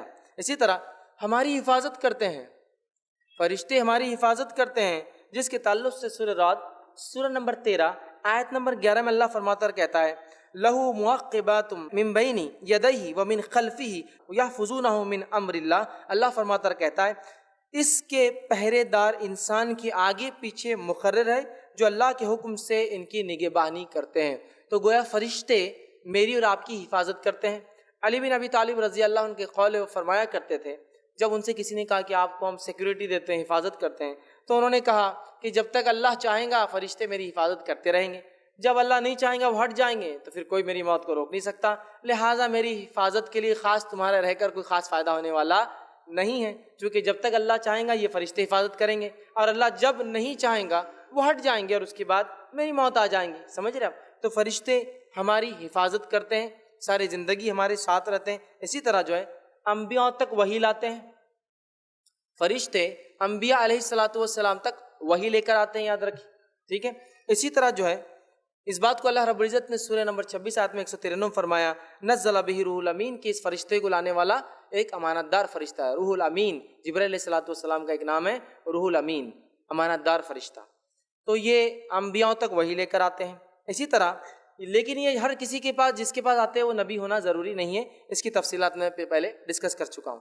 تو انبیاء تک یہ وحی لے کر آتے ہیں، لیکن یہ بات بھی جاننا ضروری ہے فرشتے ویسے تو دنیا میں آتے ہیں، جیسا کہ شب قدر میں، آج بھی شب قدر ہو سکتی ہے 21 ہے، تو فرشتے دنیا میں آتے ہیں۔ تنزل الملائکۃ والروح، قرآن نے فرمایا اللہ نے اترتے ہیں اس رات جبرائیل اور دیگر فرشتے، اور کچھ مفسرین لکھتے ہیں چونکہ اس رات اتنے کثرت سے فرشتے اترتے ہیں کہ اسے شب قدر اس لیے کہا جاتا ہے کہ پیر رکھنے کو بھی فرشتوں کو جگہ نہیں ہوتی، اس طرح سے تو آتے ہیں۔ لیکن بہت سارے لوگ بہت سارے کاموں میں یہ باتیں لکھتے ہیں، ایسے قصے بیان کرتے ہیں کہ فلاں کام فرشتے نے کر دیا، فلاں کام فرشتے نے کر دیا۔ جیسے کوئی صاحب بیمار تھے تو ان کو فرشتہ پانی لا کے پلا دے رہا، اور وہ بھی جبرائیل علیہ السلام لا کے پانی پلا رہے ان کو، ٹھیک ہے۔ تو ایسے کام نہیں کرتے فرشتے۔ کوئی ہے بول رہا کہ ہمارے تمبو فرشتے آ کے باندھ کے چل جا رہے، پروگرام ہو رہا کہیں تو وہ تمبو والے فرشتوں نے کھڑا کر دیا، انسانوں میں سے تو کوئی دعویٰ ہی نہیں کر رہا کہ اس نے بنایا یہ۔ تو بھیا وہ آتے ہیں لیکن ایسا ہر کسی کے پاس اور ہر کام کے لیے نہیں آتے ہیں، ٹھیک ہے۔ شب قدر کو اترتے ہیں، ٹھیک ہے، رحمت لے کر آتے ہیں، رحمت کے فرشتے جن کو کہتے ہیں، موت لے کر آتے ہیں، تو ایسا ہوتا ہے لیکن ہر چیز کے لیے نہیں، ٹھیک ہے۔ تو فرشتے اترتے ہیں، انبیاء تک پیغام لے کے آتے ہیں۔ اسی طرح فرشتے اچھے خیالات بھی لاتے ہیں انسانوں کے اندر، جس طرح سے جن، برے جن، شیاطین برے خیالات وسوسوں کے ذریعے ڈالتے ہیں، اسی طرح فرشتے انسانوں میں اچھے خیالات ڈالتے ہیں۔ اور اس کے تعلق سے جو ہے نبی اکرم صلی اللہ علیہ وسلم کی ایک روایت ہے، صحیح مسلم کی حدیث ہے، آپ نے فرمایا ہر ایک کے ساتھ قارین ہوتا ہے جن میں سے اور فرشتوں میں سے، ہر ایک کے ساتھ قارین ہوتا ہے، چپکا ہوا کوئی پیچھے ہوتا ہے ہمیشہ، جنوں میں سے اور فرشتوں میں سے۔ تو انسان جیسے ہی پیدا ہوتا ہے شیطان اپنے گروہ میں سے ایک کو اس کے پیچھے لگا دیتا ہے زندگی بھر کے لیے، اور اسی طرح رحمان اللہ تعالیٰ اپنے طرف سے ایک فرشتہ لگا دیتا ہے ساری زندگی۔ وہ قارین جو شیطان میں سے ہوتا ہے ساری زندگی وسوسے ڈالتا ہے، اس کے وسوسوں کو آپ محسوس کر سکتے ہیں۔ فجر کے ٹائم پر ابھی تو بہت دیر ہے، اذان تو ہوئی، آدھے گھنٹے بعد جماعت کھڑی ہوں گی، سو جاؤ، ارے ابھی تو 2 بال باقی ہے، دیکھ کے چلے جاتا ہوں، آخری رکعت تو کیسے بھی مل ہی جائیں گی 2 بالوں کے بعد۔ وہ وسوسوں کو آپ محسوس کر سکتے ہیں۔ اسی طرح یہ فرشتے اچھے خیالات ڈالتے ہیں، انسان اچھے خیالات، گڈ تھاٹس ڈالتے ہیں، جیسا ڈیولز شیطان جو ہوتا ہے وہ برے خیالات ڈالتے ہیں۔ تو ہر ایک کے ساتھ جن اور فرشتوں میں سے ایک قارین زندگی بھر ہوتا ہے، وہ جنوں والا برے حکم دیتا ہے اور وہ فرشتوں والا ہمیں اچھی اچھی باتیں کرنے کا حکم دیتا ہے، اچھے خیالات ہم میں لاتا ہے، یاد رکھیں، ٹھیک ہے۔ اسی طرح ابن آدم کے اچھے اور برے اعمال لکھتے ہیں فرشتے، انسانوں کے اچھے اور برے اعمال لکھتے ہیں فرشتے، یاد رکھیے، ٹھیک ہے۔ اور اللہ رب العزت نے سورہ انفطار سورہ نمبر 82 آیت نمبر 10 اور 10 سے لے کر 12 میں کہا، اللہ فرماتا اور کہتا ہے وَإِنَّ عَلَيْكُمْ لَحَافِظِينَ كِرَامًا كَاتِبِينَ، اور تم پر نگہبان ہیں کرامن کاتبین، 2 اکرام والے جو لکھتے ہیں. کرامن کاتبین کو فرشتے کے نام نہیں ہے. بہت سے لوگ بولتے ہیں کرامن ادھر کاتب ادھر رہتا، ویسا نہیں ہے. کرامن کاتبین اکرام والے 2 جو لکھتے ہیں، وہ محافظ ہیں انسانوں پر. تو ہمارے نام اعمال کو کنٹینیوس لکھتے ہیں اور شفٹس میں لکھتے ہیں، آتے اور جاتے ہیں. حالانکہ اس کی ضرورت اللہ تعالیٰ کو نہیں ہے، اللہ جانتا ہے. لیکن ابن آدم کو روز قیامت نام اعمال اس کے پروف کے لیے کہ تو نے یہ اعمال کر کے آیا، فرشتے نوٹ کرتے ہیں. اور ان کی شفٹ بھی چینج ہوتی ہے، اور ان کی شفٹ ڈیلی چینج ہوتی ہے فجر اور عصر میں. اس لیے آپ نے فرمایا فجر اور عصر کی نماز خاص طور سے پڑھا کرو. ویسے ساری نمازیں فرض ہے، لیکن خاص تاکید کی. کیوں؟ اس لیے کہ یہ شفٹنگ کا ٹائم ہوتا ہے فرشتوں کے. اور میں چاہتا ہوں کہ جب فرشتے شفٹ بدلے تو وہ اللہ سے کہے اللہ میں نے اس کو نماز میں چھوڑ کر آیا. اور جب دوسرے فرشتے آئے شفٹ چینج ہو تو پھر وہ کہ اللہ وہ نماز ہی پڑھ رہا تھا ابھی بھی. تو ڈیلی شفٹ کب چینج ہوتی ہے؟ فجر اور عصر میں. ویکلی شفٹ ان کی کب چینج ہوتی ہے؟ پیر اور جمعرات.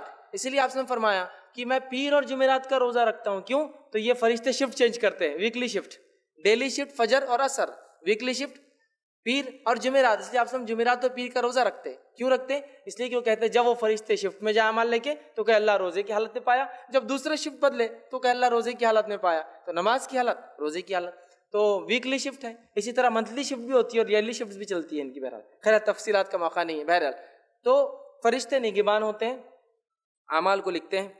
انسانوں کو آزمانے آتے ہیں. اللہ تعالیٰ انسانوں کو آزمانے بھیجتا ہے. جیسے کہ صحیح بخاری اور صحیح مسلم کی روایت ہے، بنی اسرائیل میں 3 لوگ تھے. ایک کوڑی تھا جس کا خراب ہو جاتا ہے، کلر بدل جاتا ہے، ایک دم سفید ہو جاتا ہے. دوسرا فرمایا وہ شخص تھا جو اندھا تھا، اور تیسرا وہ شخص تھا جس کو بال نہیں تھے. تینوں کے پاس اللہ نے فرشتوں کو بھیجا، تینوں کی آزمائش کی. کوڑی کے پاس گئے، کہا کہ کیا چاہیے تمہیں، کیا معاملہ؟ اس نے کہا بڑا غربت فلاں ہے، اور اگر اللہ میرا کوڑ کا مرض دور کر دے تو بس اس سے زیادہ تو کوئی بات ہی نہیں ہو سکتی اچھی. فرشتہ کہتا جا یہ میں کر دیتا ہوں. اور پھر پوچھتا اور کوئی خواہش؟ تو کہتا ہے ہاں مجھے اگر اونٹ مل جاتا ہے، ایک تو بڑا ہوتا ہے، وہ کہتا ہے جا یہ خواہش تیری اللہ پوری کرتا ہے. ایک اونٹ دیتا ہے اور اللہ خوب مال و دولت دیتا ہے. دوسرے کے پاس جاتا ہے، اس کو جو ہے کہتا ہے تجھے کیا چاہیے، کیا معاملہ؟ کہتا ہے کہ میرا جو ہے معاملہ اگر بینائی آ جاتی تو اچھا ہوتا، بینائی دے دیتا ہے. کہتا ہے کیا چاہیے؟ تو کہتا ہے بکری، وہ دے دیتا ہے. تیسرے کے پاس جاتا ہے، کہتا ہے کیا چاہیے؟ تو کہتا ہے اگر مجھے بال ہو تو میں بڑا خوبصورت لگوں تو تھوڑا سا اس کا ہو جائے، تو اس کو بال مل جاتے ہیں اور اس کو ایک جانور دے دیا جاتا ہے. اور اس کے بعد پھر وہ فرشتہ آتا ہے مانگنے کے لیے واپس. جب 2 انکار کرتے اور ایک دے دیتا ہے تو وہ 2 کو پھر وہی حالت میں کر دیتے فرشتے جیسے وہ پہلے تھے. تو یہ حدیث سے پتہ چلتا ہے فرشتے آزمانے کے لیے آتے ہیں، اللہ بھیجتا ہے. اسی طرح صحیح مسلم کی روایت ہے، ایک شخص اپنے گھر سے نکلا، ایک کسی سے ملنے جا رہا تھا. ایک فرشتہ اور کہا کیا تو اس سے ملنے اس لیے جا رہا ہے کہ تجھ پر کوئی اس نے احسان کیا تھا؟ وہ کہتا نہیں. کیا اس لیے جا رہا تھا کہ کوئی قرض ادا کرنا ہے یا کوئی رشتہ داری ہے؟ وہ کہتا نہیں، میں صرف اس لیے ملنے جا رہا ہوں اس شہر سے اس شہر تاکہ میں اپنے مسلمان بھائی سے ملوں. فرشتہ کہتا اللہ کو تیری ادا پسند آئی کہ تو خالص اپنے بھائی کو ملنے کی نیت سے نکلا، اللہ نے تیری مغفرت کر دی. تو یہ انسانوں کے آزمائش کے لیے آتے ہیں. ٹھیک ہے، تو آزمائش کے لیے آتے ہیں اور بہت ساری روایتوں میں آپ کو واقعات ملیں گے. اسی طرح جو ہے ہاروت اور ماروت کا واقعہ تو مشہور ہے، جو اللہ رب العزت نے سورہ بقرہ سورہ نمبر 2 آیت نمبر 102 میں بیان کیا. جو ایک قوم کے پاس انہیں جادو سکھانے آئے تھے، اس کے ذریعے ان کی آزمائش تھی. انشاءاللہ تفصیلات میرے آخری 2 عنوانات کے اندر آئیں گی، جن اور جادو کی حقیقت میں انشاءاللہ. ٹھیک ہے، تو وہ آزمائش کے لیے آئے تھے ہاروت اور ماروت. تو گویا انسانوں کو آزمانے کے لیے آتے ہیں. اسی طرح موت کے وقت روح نکالنے آتے ہیں. جب انسان مر جاتا ہے تو فرشتہ روح نکالنے آتا ہے، یاد رکھیں. اسی لیے میں عام زبان میں کئی بار کہتا ہوں، کوئی دعویٰ کرے اس کو فرشتہ دکھ گیا تو پھر آپ سمجھ لیجئے معاملہ ختم ہی ہو گیا. فرشتہ دکھا مطلب معاملہ ختم. جانے کا وقت چونکہ ملک الموت ہی دکھتے ہیں انسان، اور جب دکھ جاتے ہیں تو وہ لے کے ہی چلے جاتے، چھوڑ کے نہیں جاتے پھر. ٹھیک ہے، وہ غائب ہے نا، اور غائب جب انسان دیکھ لیتا ہے تو واپس دنیا میں آنے کا چانس نہیں ہوتا ہے اس کو. تو ملک الموت یاد رکھیے. اور یہ وہ فرشتے جو گھات لگائے بیٹھے رہتے ہیں، اللہ جب حکم دیتا ہے موت کا آ جاتے ہیں اور اس کی موت نکال کر کبھی انڈیویجول اور بہت سے روایت میں ٹیم ورک بھی کرتے ہیں، بہت ساری فرشتوں کے ساتھ آتے ہیں. جیسا نیک انسان کو لینے آتے ہیں تو اچھی شکل کے فرشتوں کو ساتھ لاتے ہیں، برے انسانوں کو لینے آتے ہیں تو گندی گندی چہروں کے جو سخت چہروں کے فرشتوں کو لے کے آتے ہیں، اور نیک انسان کو خوشخبری کے ساتھ نکالتے ہیں. برے انسان کو خوب مار ٹھوک کر جو ہے اس کو خوب مار کے، چونکہ اس کو پتہ چل جاتا ہے، اس کی ٹھکائی کر کے اس کو کہیں گے، خوب پیٹتے ہیں اس کو اور اس کو باہر نکالتے ہیں. اسی طرح جو ہے کچھ فرشتے مقام محشر میں بھی ہوں گے، جیسی خبروں سے گناہ گار نکلیں گے وہیں سے مار دھاڑ شروع ہو جائیں گے ان کے ساتھ، اور مارتے ہوئے جو ہے محشر کے مقام تک لے جائیں گے. تو بہرحال یہ موت کے وقت آتے ہیں روح نکالنے کے لیے. اسی طرح خبر میں آنے والے ہیں، ہمارا تعلق وہاں بھی ہے، اور خبر میں کیا کریں گے؟ آ کر وہ سوال کریں گے. وہ کون ہے جو دو سوال کریں گے؟ منکر اور نکیر ہے. ٹھیک. اور ایک عجیب بات ہے کہ اگر کبھی کوئی درس جن کا بھی ہوتا، جنوں کا، تو میں سمجھتا اکثر اس میں صرف ڈر رہے ہوں گے بازو کون آ گیا کہ انہیں تو نہیں ہے، یہ فلاں ہے. یہ حالت ہے. فرشتے جو برکت لاتے ہیں، رحمت لاتے ہیں، زندگی دے کے جا رہے ہیں، موت کے وقت آئیں گے، خبر میں بھی آنے والے، محشر میں بھی آ جائیں گے، جنت کو بھی سنبھال رہے، جہنم کو، ان سے کوئی تعلق قائم کرنا ہی نہیں چاہتے ہم لوگ. سمجھ رہے ہیں آپ؟ جنوں سے تو بہت ڈر لگتا، فرشتوں سے نہیں لگتا کبھی ڈر. حالانکہ یہ نگہبان ہے. جن تو نگہبان بھی نہیں نا، وہ خود بھی حساب کتاب ہونے والا ہے ان کا. فرشتے نگہبان ہیں اس لیے کہ ان کا حساب کتاب نہیں، وہ لکھ رہے ہیں، اور جو لکھ رہے ہیں وہ ریکارڈ ہاتھ میں مل جائیں گا. سیدھے ہاتھ والے کامیاب، الٹے ہاتھ والے ناکام. ان سے نہیں ڈر لگتا، ان سے دوستی کرنے کا شوق نہیں ہے. جنوں سے بڑا ڈر لگتا، جنوں سے بڑی دوستی ہے، اور پتہ نہیں کیا کیا قبضے میں کر لے رہے اور کیا کیا کر لے رہے. ان سے کرنے کی ضرورت ہے. یہ نگہبان ہے، ان سے دوستی بہت مفید ہے. جنہوں سے دوستی کوئی فائدہ نہیں دیں گے، یاد رکھیے، مفید دوست ہیں ہمارے. نہ ان سے ڈر رہا ہے کوئی، نہ ان سے کوئی جو ہے دوستی کا معاملہ ہے، جبکہ حقیقت میں ہونا یہ چاہیے. اب دیکھیے، اگر ہائر اتھارٹی نے کسی کو نیچے لوئر اتھارٹی کو اپوائنٹ کر دیا کہ جا کے سوال کرو، تو کچھ نہ کچھ تو رابطہ ہونا چاہیے پہلے سے. تو فرشتوں سے اگر اچھے تعلقات بنانا ہے تو یہ نیک اعمال کی بنیاد پہ ان سے تعلقات بنتے، باقی رشوت وغیرہ نہیں چلتی. ان کو اوپر نیچے کا نہیں چلتا، 2 نمبر کا نہیں چلتا. ان کو پیور صرف اچھے اعمال چلتے. اچھے اعمال ہے تو یہ خود دوست بن جاتے ہیں، اور برے اعمال ہے تو بس پھر تو بہت برا حال کریں گے. تو قبر میں آ جاتے ہیں.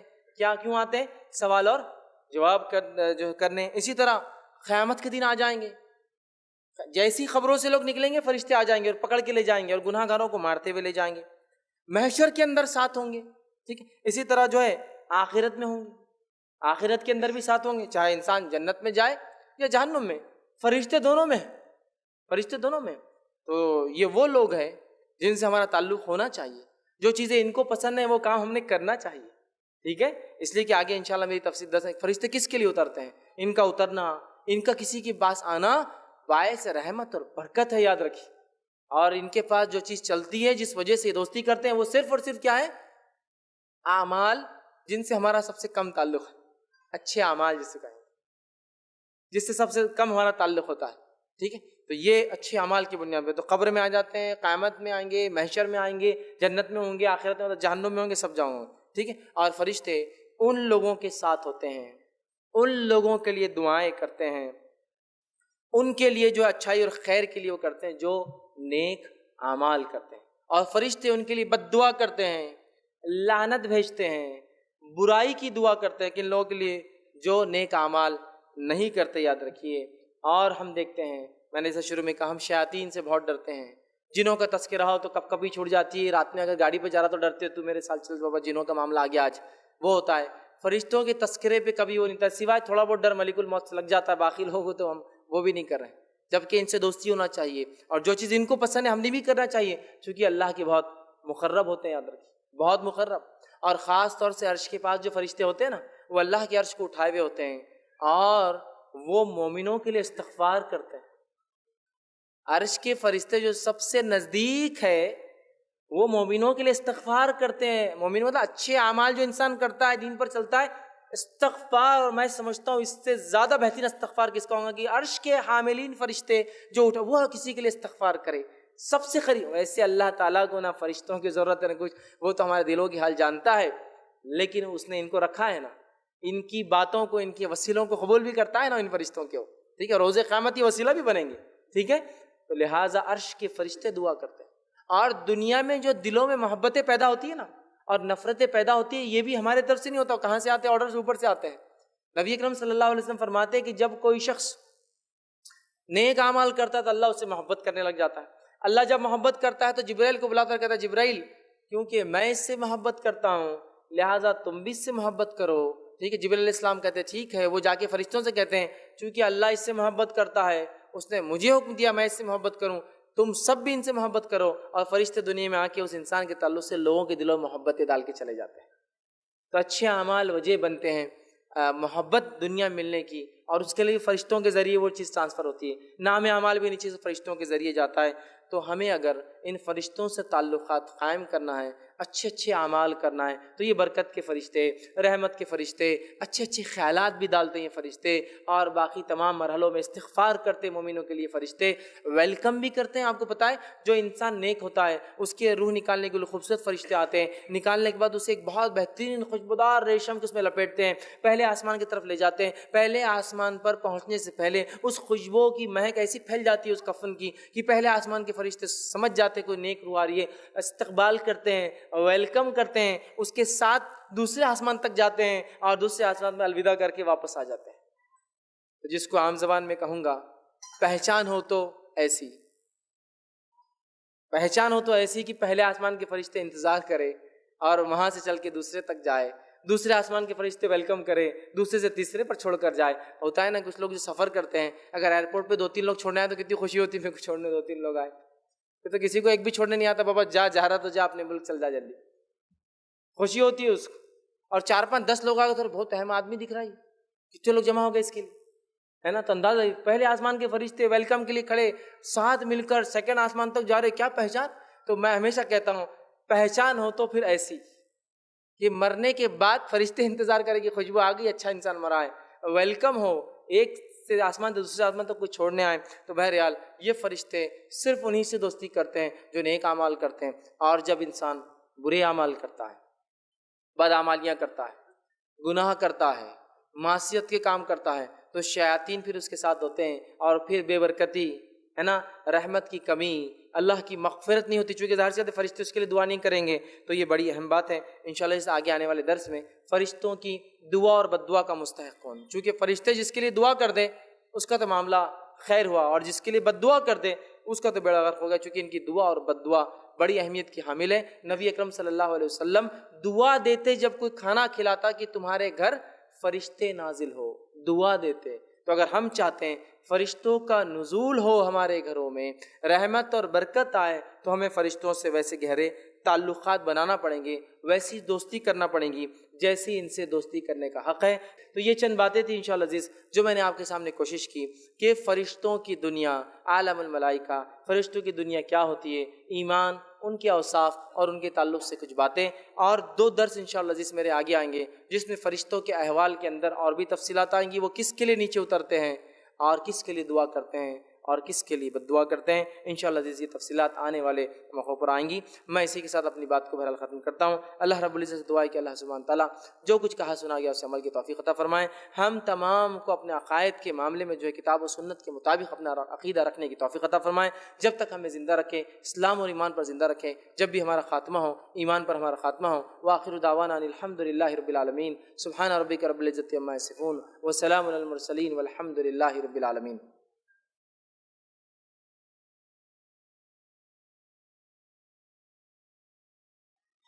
بسم اللہ الرحمن الرحیم، الحمد للہ رب العالمین، والصلاة والسلام علی خاتم النبیین والمرسلین، رب اشرح لی صدری ویسر لی امری واحلل عقدۃ من لسانی یفقہوا قولی۔ محمد اشرف بول رہا ہوں۔ یہ جو معراج کا واقعہ ہے، آپ صلی اللہ علیہ وسلم کو جبریل امین نے لے کے گئے تو ایک حد تک آپ رک گئے اور اس سے آگے جانے کے لیے آپ سے کہا گا، تو کچھ بیان میں یہ آتا ہے کہ آپ ہلاک ہو جائیں گے۔ جبریل امین بولے میں آگے جاؤں گا تو ہلاک ہو جاؤں گا یا جل جاؤں گا، یہ واقعہ صحیح ہے کیا؟ اور دوسرا یہ تھا کہ ہمارے ایک دوست نے، ان کے دادی تھے جو بہت عبادت گزار تھے، تو ان کا وقت آ گیا تھا موت کا، تو انہوں نے فرشتوں کو دیکھے تھے اور واپس کر دیے تھے، تو یہ بھی واقعہ صحیح ہے۔ بھائی نے ایک سوال کیا کہ جو ہے معراج کا جو نبی اکرم صلی اللہ علیہ وسلم کا سفر ہوا تو اس سفر کے اندر جبرائیل علیہ الصلوۃ والسلام جو ہے آپ صلی اللہ علیہ وسلم کے ساتھ ایک مقام تک گئے، اور اس کے بعد آپ نے کہا کہ میں ہلاک اور برباد ہو جاؤں گا۔ تو دیکھیے جہاں تک جو بات میرے علم میں وہ یہ ہے کہ جبرائیل علیہ الصلوۃ والسلام نے جو بات بیان کی تھی وہ یہ تھی کہ مجھے اس سے آگے جانے کی اجازت نہیں ہے، لہٰذا اے محمد صلی اللہ علیہ وسلم آپ آگے جائیے۔ تو گویا ایک مقام تھا سدرۃ المنتہا، وہ جبرائیل علیہ الصلوۃ والسلام کی حد تھی، اس سے آگے جبرائیل علیہ الصلوۃ والسلام کو جانے کی اجازت نہیں تھی۔ لیکن میرے علم میں یہ بات نہیں، واللہ عالم، کہ کیا انہوں نے یہ کہا تھا کہ میں ہلاک ہو جاؤں گا، لیکن جو بات ثابت ہے روایت سے وہ یہ کہ اس سے آگے مجھے جانے کی اجازت نہیں ہے۔ دوسرا سوال کا حصہ تھا کہ کسی نے بات کی کہ کوئی شخص کے والدہ تھے یا کوئی رشتہ دار تھے اور ان کے پاس فرشتے آئے موت کے، تو انہوں نے واپس کر دیا، ابھی نہیں بھائی بعد میں جائیں گے، تو اس کی کیا حقیقت ہے؟ تو یاد رکھیے ایسا ایک صحیح واقعہ جو روایت میں ملتا وہ ایک ہی واقعہ ہے، اور وہ موسیٰ علیہ السلام کے تعلق سے صحیح مسلم کی روایت۔ موسیٰ علیہ السلام کے پاس فرشتہ آیا ملک الموت، لیکن انسانی شکل میں آیا اور آ کر کہا، اور بغیر اجازت کے آیا۔ جس طرح سے شریعت محمدیہ میں بغیر اجازت کے کوئی گھر آئے یا جھانکے تو اس کی آنکھ پھوڑ دی جا سکتی ہے، جس پر کوئی قانونی حد قائم نہیں ہوں گی چونکہ اس کی پرائیویسی میں جھانک رہا تھا، اس شریعت میں بھی یہ تھا۔ تو جیسے ہی موسیٰ علیہ السلام نے دیکھا فرشتہ بغیر اجازت کے آ گیا، انہوں نے ایک مکہ مار دیا، حدیث میں آتا ہے، جس سے اس کی آنکھ نکل گئی۔ پھر اس نے کہا کہ میں تو فرشتہ اور روح لینے آیا ہوں، تو جب موسیٰ علیہ السلام نے کہا اچھا یہ ہے تو آپ نے اجازت کیوں نہیں؟ اور موسیٰ علیہ السلام نے کہا کہ میں رہنا چاہتا ہوں ابھی۔ فرشتہ گیا اور کہا کہ اللہ موسیٰ علیہ السلام تو آ نہیں رہے، میری آنکھ بھی نکال دی، کیا کیوں؟ تو اللہ نے کہا کہ جاؤ موسیٰ سے کہو کہ ایک جانور کے جسم پر ہاتھ پھیرے، جتنے بال ہاتھ کو لگیں گے اتنے زندگی دوں گا۔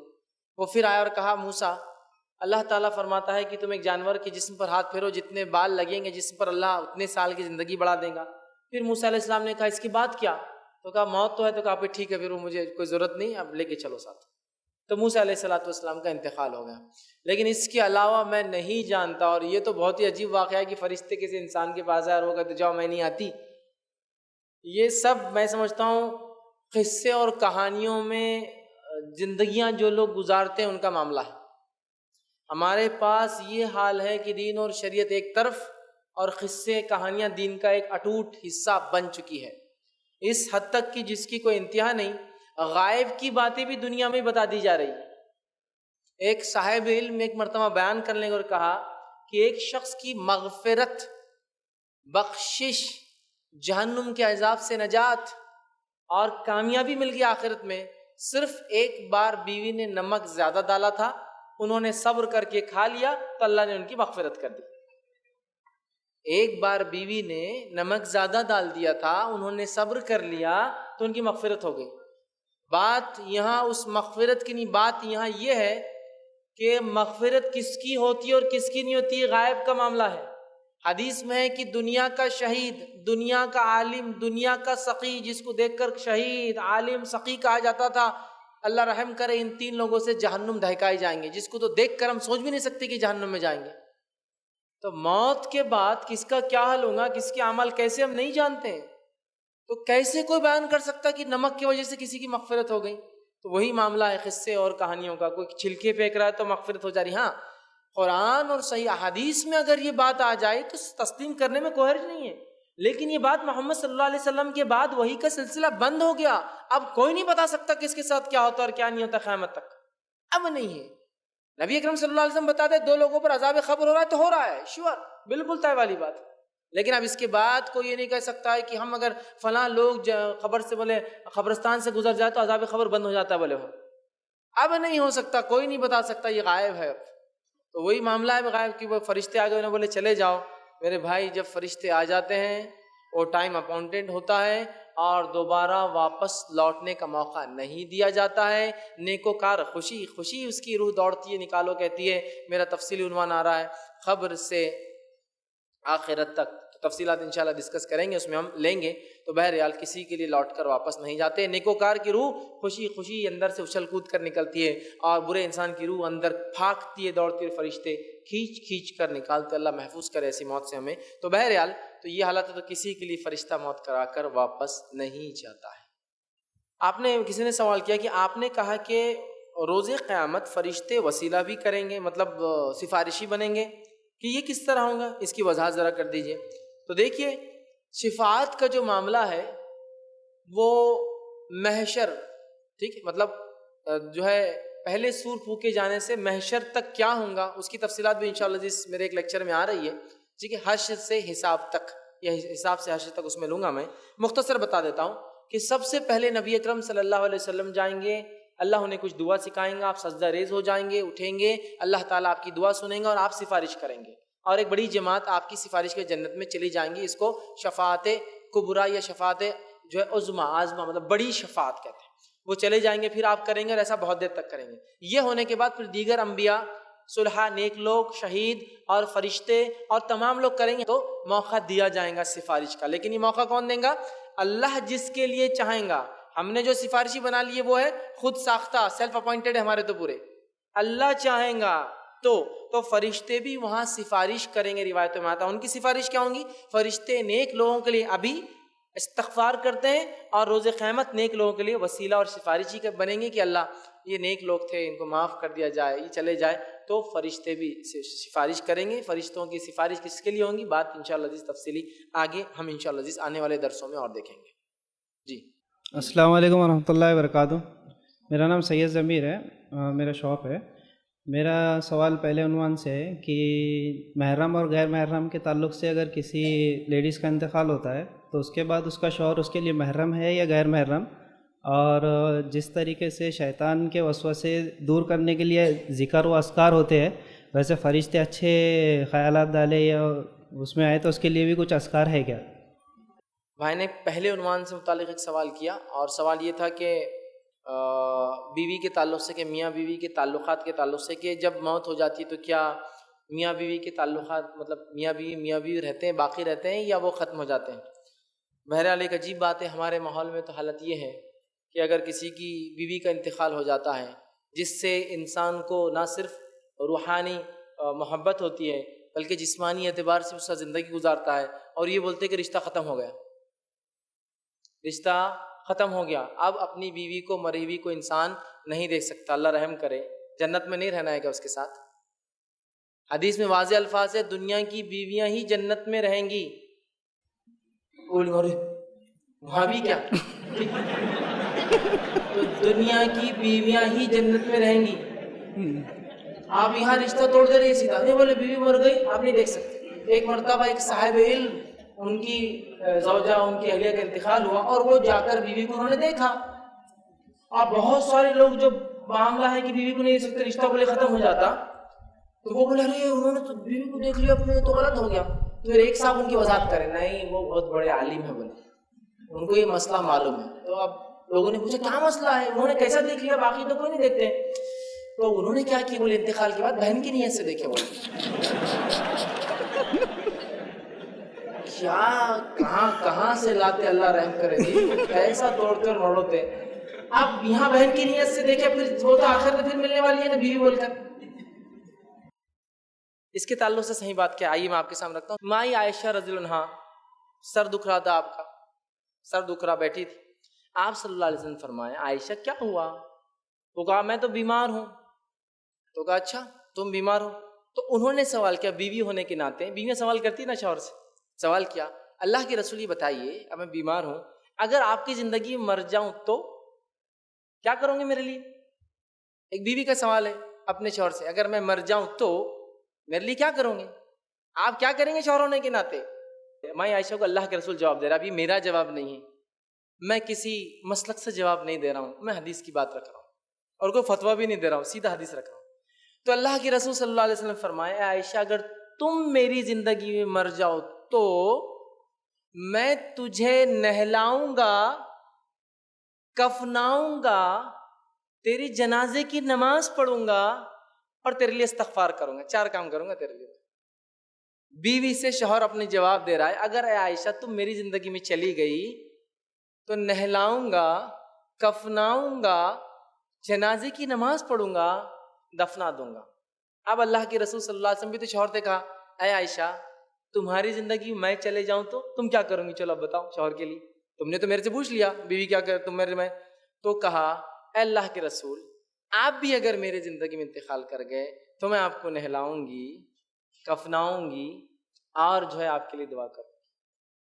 یہ روایت کے تعلق سے میں عائشہ نے بیان کیا، لیکن دوسری امہات المومنین نبی کے انتقال کے بعد صلی اللہ علیہ وسلم میں عائشہ سے پوچھا عائشہ یہ روایت تو تم آج بیان کر رہی ہو، جب کیوں نہیں بولا، ورنہ ہم اپنے رسول کو، اپنے شوہر کو غسل دیتی؟ تو کہا وہ انتقال کے صدمے میں میں بھول گئی تھی، انتقال کے صدمے میں میں بھول گئی بیان کرنا کہ ہم امہات نہلا سکتی ہے نبی کو، چونکہ ان کی بیویاں تھی وہ۔ تو دوسری بیوی نے کہا اے عائشہ تم نے کیوں نہیں بولے جب بولنے کی بات تھی نا، یہ تو اتنا امپورٹنٹ، تو کہا میں غم کی وجہ سے بھول گئی تھی۔ علی بن ابی طالب رضی اللہ عنہ کی زندگی میں فاطمہ رضی اللہ عنہا کا انتقال ہوا، علی بن ابی طالب نے ان کو نہلایا، کفنایا، جنازے کی نماز پڑھی اور دعا کرتے ہی ہوں گے، بہرحال روایتوں میں تفصیلات نہیں ہیں اس کے، لیکن کرتے اپنی بیوی کی۔ سمجھ رہے اب بات؟ تو کہاں ٹوٹا بھائی رشتہ؟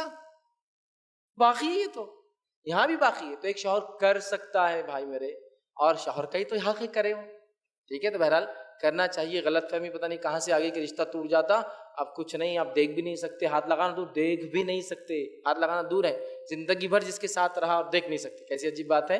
بہرحال اسلام ایک دین فطرت کا دین ہے، محبت اور الفت کا دین ہے، تعلقات میاں بیوی کا تو یہاں بھی ہے، اور اگر نیکوکار دونوں جنت میں رہے تو بہرحال وہاں بھی وہ کنٹینیو چلتا رہے گا۔ جی آپ کا دوسرا کوشچن کیا تھا؟ جیسے شیطان کے وسوسے آتے ہیں تو بھائی نے ایک دوسرا سوال کیا تھا، جیسے شیطان وسوسے ڈالتا ہے، بہکاتا ہے تو ذکر و اذکار سے دور ہو جاتا ہے شیاطین، تو فرشتوں کو لانے کے لیے کیا کریں، مطلب کیا پڑھے کیا کرے؟ تو میں نے بتا دیا، فرشتوں کا نزول آپ چاہتے ہیں کہ وہ آپ کے پاس آئے، برکتیں لائے، آپ کے دوست بنے، تو اس کے لیے آپ کو نیک کام کرنا ہے۔ جیسے کہ آپ سے فرماتے، صحیح مسلم کی روایت ہے، جب لوگ کسی جگہ جمع ہوتے ہیں تو کچھ فرشتے ہوتے ہیں جو صرف ڈھونڈتے رہتے ہیں ایسی مجلسوں کو جہاں ذکر ہو رہا ہے اللہ کا، تو وہ آتے ڈھونڈتے، اور جو ہی ذکر کو دیکھتے ہیں تو اپنے پر پھیلا کے گھیر لیتے ہیں، پھر اس کے اوپر کے فرشتے ان کو گھیر لیتے ہیں، اس کے اوپر کے فرشتے اوپر، تو آسمان تک وہ ایسے چلے جاتے، گھیرتے گھیرتے گھیرتے، ایک پر ایک، ایک پر ایک، ایک پر ایک، اور وہ مجلس کے لیے دعا کرتے ہیں، استغفار کرتے ہیں، اور جب وہ مجلس ختم ہو جاتی ہے تو اللہ ان سے پوچھتا ہے کیا ہوا آج، کہاں گھوم رہے تھے، کیا ہوا؟ حالانکہ اللہ کو حدیث میں آتا پتہ ہے کیا ہوا، پھر بھی اللہ پوچھتا ہے ان سے۔ فرشتے کہتے ہیں اللہ ایک مجلس مل گئی تھی، ہم وہاں گئے سنے، تو کیا ہوا؟ مجلس کے خاتمے میں لوگوں نے کیا کہا؟ تو مجلس میں وہ تجھ سے دعائیں مانگ رہے تھے، استغفار کر رہے تھے، توبہ کر رہے تھے، جنت طلب کر رہے تھے، اور جہنم کے عذاب سے پناہ مانگ رہے تھے۔ تو اللہ کہتا تم گواہ رہنا، میں نے سب کو دے دیا وہ جو مانگ رہے تھے اس مجلس میں۔ تو فرشتے کہتے ہیں ارے لیکن اس مجلس میں تو ایک آدمی ایسا تھا جو مجلس میں نہیں آیا تھا، بس چلتے چلتے سوچا بیٹھ جاؤں، تو کہا اس کو بھی میں نے معاف کر دیا۔ اسی لیے علماء لکھتے ہیں وہ مجلسیں جہاں اللہ کا ذکر ہوتا ہے وہ مجلسیں چھوٹی موٹی نہیں ہوتی ہے، وہ یوں ہی چلنے والا بھی بخشا بخشا مطلب مغفرت کر لے جاتا ہے اپنی، ہوتا ہے کبھی۔ تو بہرحال تو فرشتے گھیرتے ہو، دیکھیں ذکر تو ایسے آسمان تک گھیر لیتے ہوں، تو اچھے اعمال ہم کریں گے، اللہ کا ذکر، توبہ، استغفار، نیکی کی طرف لوگوں کو بلائیں گے، برائی سے روکیں گے، تو خود بخود فرشتے ہمارے دوست بنتے ہیں، اچھے خیالات ہمارے دل میں وہ لاتے ہیں۔ لیکن بہرحال اگر آپ چاہ رہے کوئی خاص دعا تو اللہ والا، میرے نظر میں کوئی ایسی دعا نہیں کہ وہ پڑھنے سے فرشتہ ہے، نیک اعمال کیجیے، خود بخود ان کا نزول ہوتا ہے، خود آتے ہیں اور آپ کے لیے دعا کرتے ہیں، اور اللہ تعالیٰ ایسے مجلسوں کو، ایسے لوگوں کو بہرحال بخش دیتا ہے جن کے لیے فرشتے دعا کرتے ہیں۔ جزاک اللہ۔ اگر کسی شخص کو آسمان میں سفید کلر کا کچھ نظر آئے تو کیا وہ فرشتہ ہوں گا؟ کیونکہ وہ پڑھنے کے بعد بھی، اچھا پڑھنے میں تو کچھ تو بھی شاید پڑھا انہوں نے، پڑھنے کے بعد بھی نظر آ رہا تھا، اگر جن تھا تو دور ہو جاتا تھا، جیسے شیاطین اللہ کے ذکر سے دور ہو جاتے ہیں۔ ہم نے اس چیز کو کافی ٹائم تک دیکھا اور ہم ذکر بھی کر رہے تھے۔ دیکھیے سب سے پہلی چیز تو یہ کہ بہت سی بار ہوتا ہے کہ فرشتوں اور جنوں کا جب بھی تذکرہ آتا سفید رنگ کا کہیں نہ کہیں تذکرہ آتا ہی ہے اس کے ساتھ، سفید کپڑوں میں یہ آ گئے تھے، سفید کپڑوں میں یہ، سفید گھوڑے اور سفید رومال، سفید امامہ اور سب سفید ہوتا ہے۔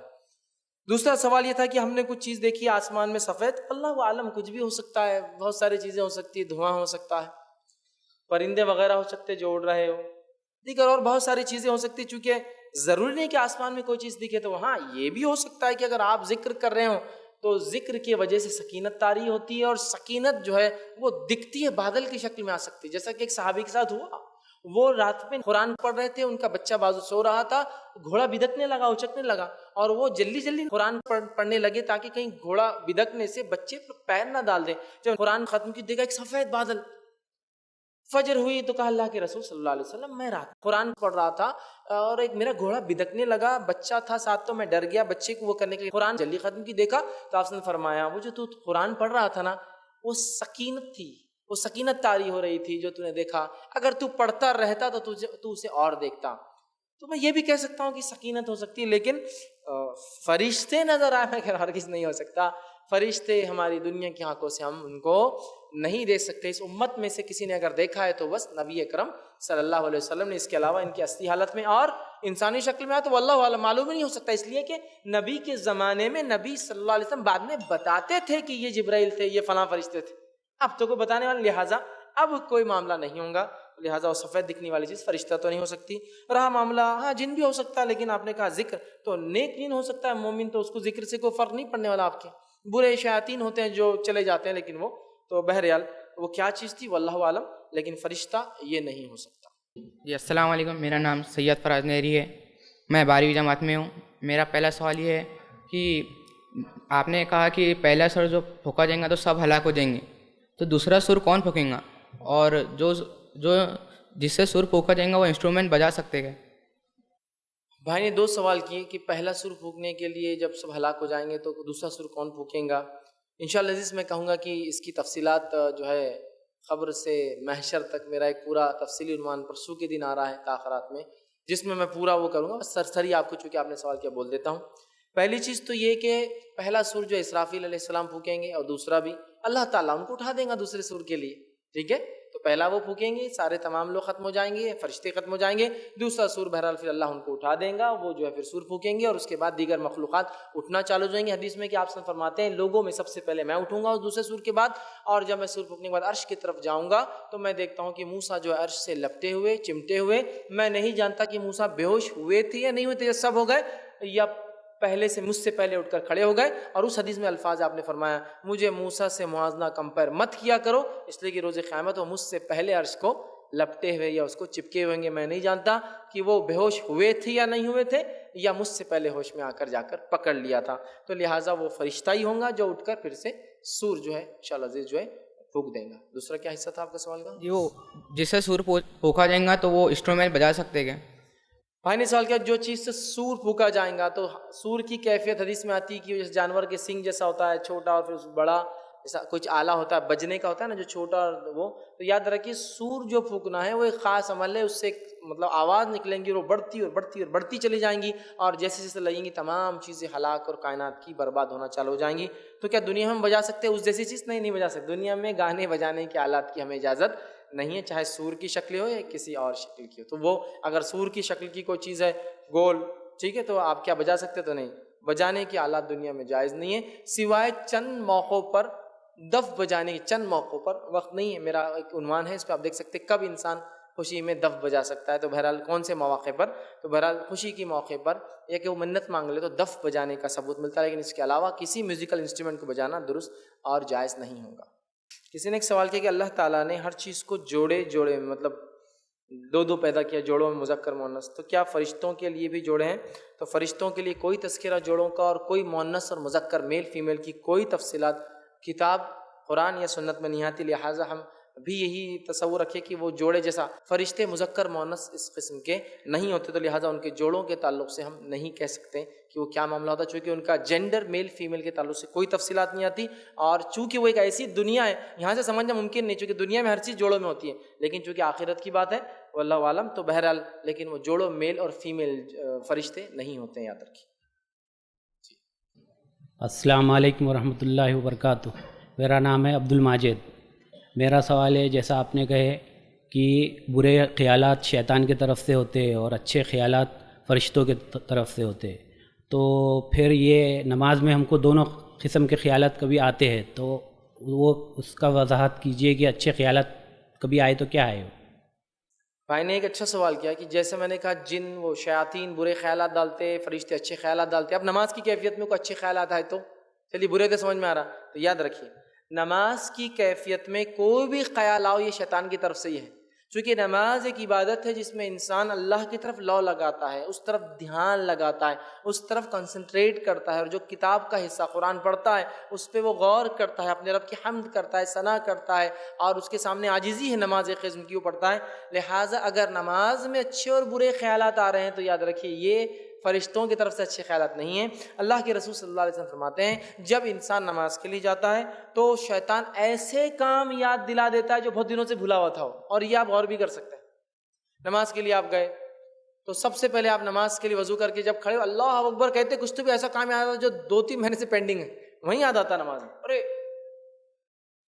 اور پوری نماز پھر پریشان. ٹھیک ہے، تو یہ شیطان کی طرف سے ہے. اچھے خیالات بھی نماز میں، نماز خیالات لانے کی چیز ہے ہی نہیں. امام پڑھ رہا ہے تو سنیے، امام جب خاموش ہے تو اپنا پڑھیے. ٹھیک ہے، تو لہٰذا نماز میں اگر کسی کو اچھے خیالات مطلب آ رہے ہیں تو وہ فرشتے اچھے خیال، نماز خیالات کے لیے نہیں، نماز اللہ کے ذکر کے لیے یاد رکھیے، تو لہٰذا وہاں اللہ کا ذکر کرنا ہے۔ اعضاء و جوارے، ذہن، دل، دماغ سب عبادت میں ہو، مطلب ہاتھ پیر جسمانی اعتبار سے اور روحانی ایک عام زبان میں کہیے، مطلب انٹرنل اور ایکسٹرنل دونوں طرف سے انسان نماز میں ہو اور اسی پر غور اور جس کو کہیں گے کنسنٹریٹ کرے، تو لہٰذا اچھے خیالات نماز میں آ رہے تو بھی شیطان کی طرف سے اور برے آ رہے تو بھی وساوس ہیں۔ اس کے لیے ہمیں چاہیے کہ ہم نماز میں کیا پڑھا جا رہا ہے اس کا معنی سمجھے۔ دوسرا، اگر خاموش نماز ہے تو خود پڑھیں، ٹھیک ہے، خاموش خالی کھڑے نہیں رہنا ہے، تو انشاءاللہ عزیز یہ وساوس و برے اور خیالات کم ہوتے جاتے ہیں۔ جزاک اللہ خیر۔ السلام علیکم، میرا نام منیب ہے اور میں اسٹوڈنٹ ہوں۔ ہم سب جانتے ہیں کہ قرآن پاک میں اللہ تعالی ہم سے مخاطب ہے پورے قرآن میں، کیا کچھ جگہ پر ہم سے فرشتے بھی مخاطب ہے؟ یہ سوال میرے ذہن میں سورہ مریم آیت نمبر 64 پڑھ کر آیا تھا، جس میں ہے and we descend not except by the command of your Lord. اسی طرح سورہ صافات میں آیت نمبر 165 اور 166 میں ہے verily we stand in rows for the prayers verily we are they who glorify. اس کے بارے میں مجھے بتائیے۔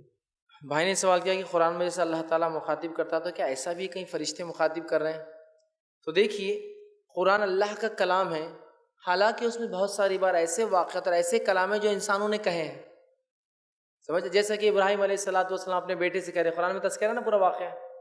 مریم علیہ السلام جو ہے جبرائیل علیہ السلام سے مکالمہ ہو رہا ہے، وہ نزدیک آ رہے ہیں، بشارت دے رہے، وہ کہہ رہے میں اللہ میں پناہ مانگتی ہوں تجھ سے، کہ تو وہ ڈر رہی تھی ایک مرد کو آتے ہوئے دیکھ کر۔ اس نے پھر جبرائیل علیہ السلام نے کہا گھبراؤ مت، میں اللہ کا جو ہے ایک رسول ہوں اور تمہیں بشارت دینے آیا ہوں۔ تو بہرحال تو کلام تو بہت سے، فرشتے نے کلام کیا مریم علیہ السلام سے، مریم نے کلام کیا، فرشتہ کلام کر رہا ہے ابراہیم علیہ السلام سے، ابراہیم علیہ السلام جواب دے رہے ہیں، تو بہت سارے کلام ہیں۔ لیکن چونکہ اللہ نے ان کلام کو پسند کیا اور قیامت تک باقی رکھا اور ہم کو اس کے طرف سے بھیجا، اس لیے ان کلام کو ہم اللہ کا کلام بولتے ہیں۔ اللہ نے جو باتیں پسند کی انبیاؤں کی یا فرشتوں کی یا لوگوں کی، اس کو اپنے پاس رکھ لیا اور پھر ہم کو قرآن کے ذریعے بھیجا۔ لیکن اس کو ہم یہ نہیں کہہ سکتے کہ وہاں فرشتوں کا کلام ہے۔ ہاں، عام زبان میں کہہ سکتے کہ فرشتے کہہ رہے ہیں، لیکن کلام اللہ کا ہے۔ اللہ نے ہمیں بتایا کہ فرشتوں نے یہ کلام کیا یا فرشتے ایسا کہہ رہے تھے، جیسے آپ نے ابھی بیان کیا 2 آیتوں میں، لیکن اس کلام کو فرشتوں کا ہم کلام نہیں کہہ سکتے، اللہ کا کلام ہے، جس سے فرشتے مخاطب ہیں ان لوگوں سے، اور وہ کہہ رہے ہیں کہ ہم اللہ کے طرف سے اترتے ہیں یا اللہ کے حکم سے فلاں کام کرتے ہیں، لیکن قرآن کی تمام باتیں اللہ کا کلام ہے۔ السلام علیکم، میرا نام سید کیف ہے۔ میرا ایک سوال ہے کہ جب حضرت جبرائیل علیہ السلام حضرت محمد صلی اللہ علیہ وسلم کے پاس وہی لے کے آتے تو آپ گھبراتے کیوں تھے؟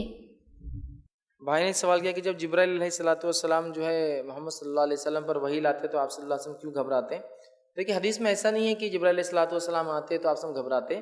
حدیث میں الفاظ ہے کہ جب قرآن نازل ہوتا تو وہ اتنا بوجھ ہوتا، چونکہ وحی ہے، وہ اتنا بوجھ وزن ہوتا کہ اگر آپ صلی اللہ علیہ وسلم ایک اونٹنی پہ سوار ہوتے اور وحی آ جاتی تو اونٹنی بیٹھ جاتی تھی۔ ایک مرتبہ جو ہے ایک صحابی رضی اللہ عنہ فرماتے ہیں کہ اللہ کے رسول صلی اللہ علیہ وسلم میرے مانڈی پر لیٹے ہوئے تھے اور وحی نازل ہونا چالو ہو گئی تو آپ کی کیفیت بدل گئی اور میرے مانڈی پر اتنا وزن پڑا کہ ایسا لگا کہ اب مانڈی پھٹ جاتی، ضائع ہو جاتی میری۔ تو وہ کیفیت تھی وحی کے آنے کی، نہ کہ گھبراہٹ تھی۔ وہ کیفیت میں باقی چیزیں ہوتی تھی، پسینے کا نکل جانا، ٹھیک ہے، وہ کیفیت تھی، لیکن آپ صلی اللہ علیہ وسلم جبرائیل علیہ السلام کے آنے سے کبھی گھبرائے ایسی کوئی روایت نہیں۔ ہاں، سوائے پہلی بار، چونکہ پہلی بار جب آپ نبی بنے آپ کو نہیں پتا تھا یہ سب ماجرا، تو آپ پریشان ہو گئے کہ یہ کیا عجیب ماجرا ہے، کوئی آ کے مجھ سے کہہ رہا ہے کہ اقرا پڑھ، اور آپ سے فرمانے ماں نبی قاری، میں تو پڑھنا نہیں جانتا، مجھے نہیں آتا ہے، پھر وہ آواز کہتی ہے اقرا، پھر جبرائیل علیہ السلام نے آپ کو پکڑ لیا، ٹھیک، اور پھر کہا اقرا بسم ربک الذی خلق، پڑھ اپنے رب کے نام سے اس نے پیدا کیا۔ تو آپ جب سمجھے کہ دہرانا ہے وہ فرشتہ کیا کہہ رہا ہے، پھر آپ ڈر گئے، آ کر کہا کہ اڑا دو مجھے، چونکہ آپ کو پہلی بار وہی آئی تھی، سمجھ رہے آپ، تب آپ گھبرا گئے چونکہ آپ کو پتہ نہیں تھا۔ اس کے بعد جب پتہ چل گیا کہ آپ نبی اپوائنٹ ہو چکے ہیں، نبی بن چکے ہیں، تو پھر آپ گھبرائے نہیں۔ لیکن ہاں، جب وہی اس کے بعد بھی آتی رہی، وہ ایک کیفیت طاری ہوتی وہی کی وجہ سے، جس سے اونٹنی پہ سوار ہوتے بیٹھ جاتی، پسینے کی حالت ہو جاتی، یا کسی پر آپ جیسا لیٹے تھے تو وہ وزن جیسا ایک کیفیت ہوتی۔ لیکن گھبرانے کی شکل وہ پہلی بار تھی جب پہلی بار جبرائیل علیہ السلام آئے تھے، چونکہ آپ سن کو پتہ نہیں تھا کہ وہ نبی ہے۔ السلام علیکم شیخ، ہمارا نام سید فیصل ہے، ہم اسٹوڈنٹ ہیں۔ ہمارا سوال تھا کہ جو دنیا میں آزمائشیں ہوتی ہے، تکالیف جو ہوتے ہیں، تو جو آزمائش ہوتی ہے تو وہ فرشتوں کی طرف سے ہوتی ہے۔ جس طرح ہاروت اور ماروت جادو سکھانے کے لیے آزمائش کے لیے گئے تھے، اس طرح جو تکلیف ہوتی ہے، جو آزمائشیں ہوتی ہے، وہ فرشتے کرتے ہیں کیا؟ بھائی نے ایک سوال کیا کہ جو آزمائش دنیا میں آتی ہے تو کیا وہ فرشتوں کی طرف سے ہوتی ہے؟ دیکھیے کچھ خاص فرشتے ہوتے ہیں جو لوگوں کو آزمانے، قوموں کو آزمانے آتے ہیں، لیکن ہر آزمائش فرشتوں کی طرف سے نہیں آتی ہے۔ آزمائش کے ذریعے اللہ انسانوں کو بنا دیتا ہے۔ کسی انسان کی آزمائش فرشتوں کے ذریعے بھی ہو سکتی ہے، جنوں کے ذریعے بھی ہو سکتی ہے کہ جن تکلیف دے رہا ہے، انسان پڑوسی ہے فلاں تکلیف دے رہا ہے، یہ بھی ہو سکتی ہے۔ لہٰذا ہمارا یہ کہنا ہے کہ کیا ہر آزمائش تو نہیں، ہر آزمائش فرشتوں کی طرف سے نہیں ہوتی۔ ہاں کچھ آزمائش انفرادی طور سے اور کچھ قوموں کی آزمائش اللہ نے فرشتوں کے ذریعے لی، لیکن ہر آزمائش فرشتوں کے ذریعے نہیں ہوتی ہے۔ السلام علیکم، میرا نام جہانگیر ہے۔ اللہ تعالیٰ نے دنیا میں دن اور رات کا نظام 24 گھنٹے میں بنایا، تو فرشتوں کے لیے کیسا بنایا ہے؟ میرا یہ سوال ہے۔ بھائی نے سوال کیا کہ جیسے ہمارے دن اور رات 24 گھنٹے کے، تو فرشتوں کے لیے کیا معاملہ ہے؟ تو کہ چونکہ فرشتے دیکھیے ٹائم زون کے ادھر رہتے ہیں، دن و رات کا معاملہ ہمارے ٹائم زون کا ہے 24 گھنٹے کا دن، لیکن یہاں سے نکل کے مارس پر چلے جائے تو وہاں کا دن مختلف ہوتا ہے ہمارے دن سے۔ مرکیوری چلے جائے جو سب سے پہلا جو ہے اس کا دن بہت چھوٹا ہوتا ہے۔ اسی طرح آپ جتنے دور جائیں گے دن مختلف ہوتے ہیں، تو دن اور رات 24 گھنٹے کا یہ ہمارے لیے ٹائم زون، لیکن جب ہم دنیا سے گزر جاتے ہیں، مر جاتے ہیں، تو ٹائم زون سے نکل گئے ہم، یہ پیمائش 24 گھنٹے اور یہ سب وہاں نہیں بچتے ہیں۔ واللہ عالم، ہم نہیں جانتے ہیں، لیکن ایک بات جو ہم جانتے ہیں قرآن سے وہ یہ ہے کہ فرشتے اس روز جو قیامت دن اتریں گے تو وہ ہماری گنتی کے اعتبار سے 1000 سال کا دن ہوگا، اور دوسری آیت میں بیان ہوتا ہے کہ انسانوں کے لیے اس روز قیامت کے دن ایک دن جو ہے 50,000 سال کے برابر ہوگا۔ ہماری گنتی کے اعتبار سے آخرت کا ایک دن 50,000 ایئرس کا ہوگا، 50,000 سال، اور فرشتوں کے لیے 1000 سال۔ لیکن ہم یہ نہیں جانتے کہ ان کا دن رات کیسی ہوتی ہے، ہم تو یہ بھی نہیں جانتے دن رات ہوتی ہے نہیں ہوتی ہے ان کے لیے، وہ ٹائم زون سے ادھر کی بات ہے، لہٰذا واللہ عالم ہم نہیں جانتے۔ انسان جب دنیا سے چلا جائیں گا، آخرت قائم ہو جائیں گی، جنت میں چلے جائیں گے، تو ایسے بہت سارے سوالات ہیں جو انشاءاللہ عزیز وہاں ہم پوچھ سکتے ہیں، یہ کیسا ہوتا تھا، وہ کیسے ہوتا تھا۔ بہرحال واللہ عالم ہم نہیں جانتے اس کا کیا معاملہ ہے۔ السلام علیکم، ابلیس جو ہے وہ مشرک ہے یا کافر ہے؟ تو میرا سوال پورا نہیں ہے۔ اگر سے وہ کافر نہیں ہے، وہ کافر ہے اور مشرک نہیں ہے، تو جو جس طرح سے عذاب جاریہ ہوتا ہے اور ثواب جاریہ ہوتا ہے، تو وہ شرک کی جو ایجاد کی ہے اس نے ابلیس نے شرک کروایا، پہلا شرک کروانے والا ابلیس تھا، تو اس کا جو عذاب جاریہ ہے، عذاب جو ہے اس کو ابھی تک مل رہا ہے، تو کیا وہ مشرک ہوگا یا پھر کافر ہوگا؟ دیکھیے بھائی نے سوال کیا ابلیس کے تعلق سے کیا وہ مشرک ہے کافر، تو دیکھیے ابلیس جو ہے وہ کافر ہے، اس نے کفر کیا انکار کر کے، لیکن وہ مشرک نہیں ہے، وہ شرک نہیں کرتا ہے کبھی، چونکہ وہ اللہ کو دیکھ چکا ہے اور اس کی وحدانیت کا تو اس کو پتہ ہے کہ اللہ ایک ہے۔ لیکن بھائی کا سوال ہے تو پھر وہ دوسری قوموں کو تو شرک میں ڈالتا ہے، تو ہاں چونکہ وہ دوسری قوموں کو شرک میں ڈالتا ہے اس لیے کہ وہ کیا چاہتا ہے کہ انما یدعو حزبہ لیکون من اصحاب السعیر، وہ خود کو اور اپنے حزب کو، جو لوگ اس کی بات مانتے ہیں، بنانا چاہتا ہے بھڑکتی ہوئی آنکھ کا ایندھن۔ تفصیلات انشاءاللہ میرے اگلے موضوع جن کی حقیقت میں آئیں گی، تو وہ ہم کو بھڑکتی ہوئی آنکھ کا ایندھن بنانا چاہتا ہے، لہٰذا وہ شرک کرواتا ہے، اور جتنے گناہ ابلیس کرواتا ہے اپنے ذریعے، اپنی فوج کے ذریعے، تمام لوگوں کے اس گناہ کا ایک حصہ اس کو بھی شفٹ ہوتا ہے اور اس کو عذاب جاریہ ملتا رہے گا۔ تو آپ کا سوال کیا وہ کافر ہے؟ تو ہاں وہ کافر ہے، لیکن کیا اس نے شرک کیا؟ تو نہیں، وہ شرک نہیں کرتا ہے، لیکن دوسروں کو کرانے کی وجہ سے اس کو عذاب جاریہ ان تمام کے گناہ کا ایک حصہ ملتا رہے گا اور اس وجہ سے وہ جہنم میں جلے گا۔ السلام علیکم، میرا نام خادری نعمت اللہ ہے سر، میرا ایک میڈیکل شاپ ہے۔ مجھے یہ پوچھنا تھا کہ ہم جو خواب دیکھتے ہیں تو اس میں کوئی فرشتوں کا رول ہوتا ہے کیا؟ کیونکہ کبھی کبھی ہم ایسی کچھ چیز دیکھتے ہیں جو میلوں دور ہونے کی ہوتی ہے اور خواب میں آتی ہے وہ، لیکن دوسرے تیسرے دن ہم کو وہ حقیقت میں تبدیل ہوتی نظر آتی ہے، تو اس میں فرشتوں کا کچھ رول ہوتا ہے کیا؟ بھائی نے ایک سوال کیا کہ خواب کے اندر فرشتوں کا کوئی رول ہے؟ دیکھیے نبی اکرم صلی اللہ علیہ وسلم فرماتے ہیں خواب 3 قسم کے ہوتے ہیں۔ پہلا خواب جس کو دیکھ کر انسان خوش ہو، وہ رحمان کی طرف سے ہوتا ہے، جو بھی خواب آپ کو دیکھے اچھا لگے، خوشی ہو، رحمان کی طرف سے ہوتا ہے۔ آپ سے فرماتے ہیں اس خواب کو وہ نیک لوگوں کو بتائے انسان، ٹھیک ہے جی۔ دوسرا فرماتے ہیں ایک خواب ہوتا ہے جو شیطان کی طرف سے ہوتا ہے، اس خواب کی علامت پہچان یہ ہے کہ وہ خواب دیکھ کر انسان ڈر جاتا ہے۔ تو آپ سے فرماتے ہیں جس خواب کو دیکھ کر ڈرو وہ شیطان کی طرف سے، اس خواب کو کبھی لوگوں کو نہیں بتانا، کیونکہ اس سے آپ کا ڈر لوگوں میں پھیل جائے، معلوم ہو جائیں گے ڈرتا ہے اس چیز سے۔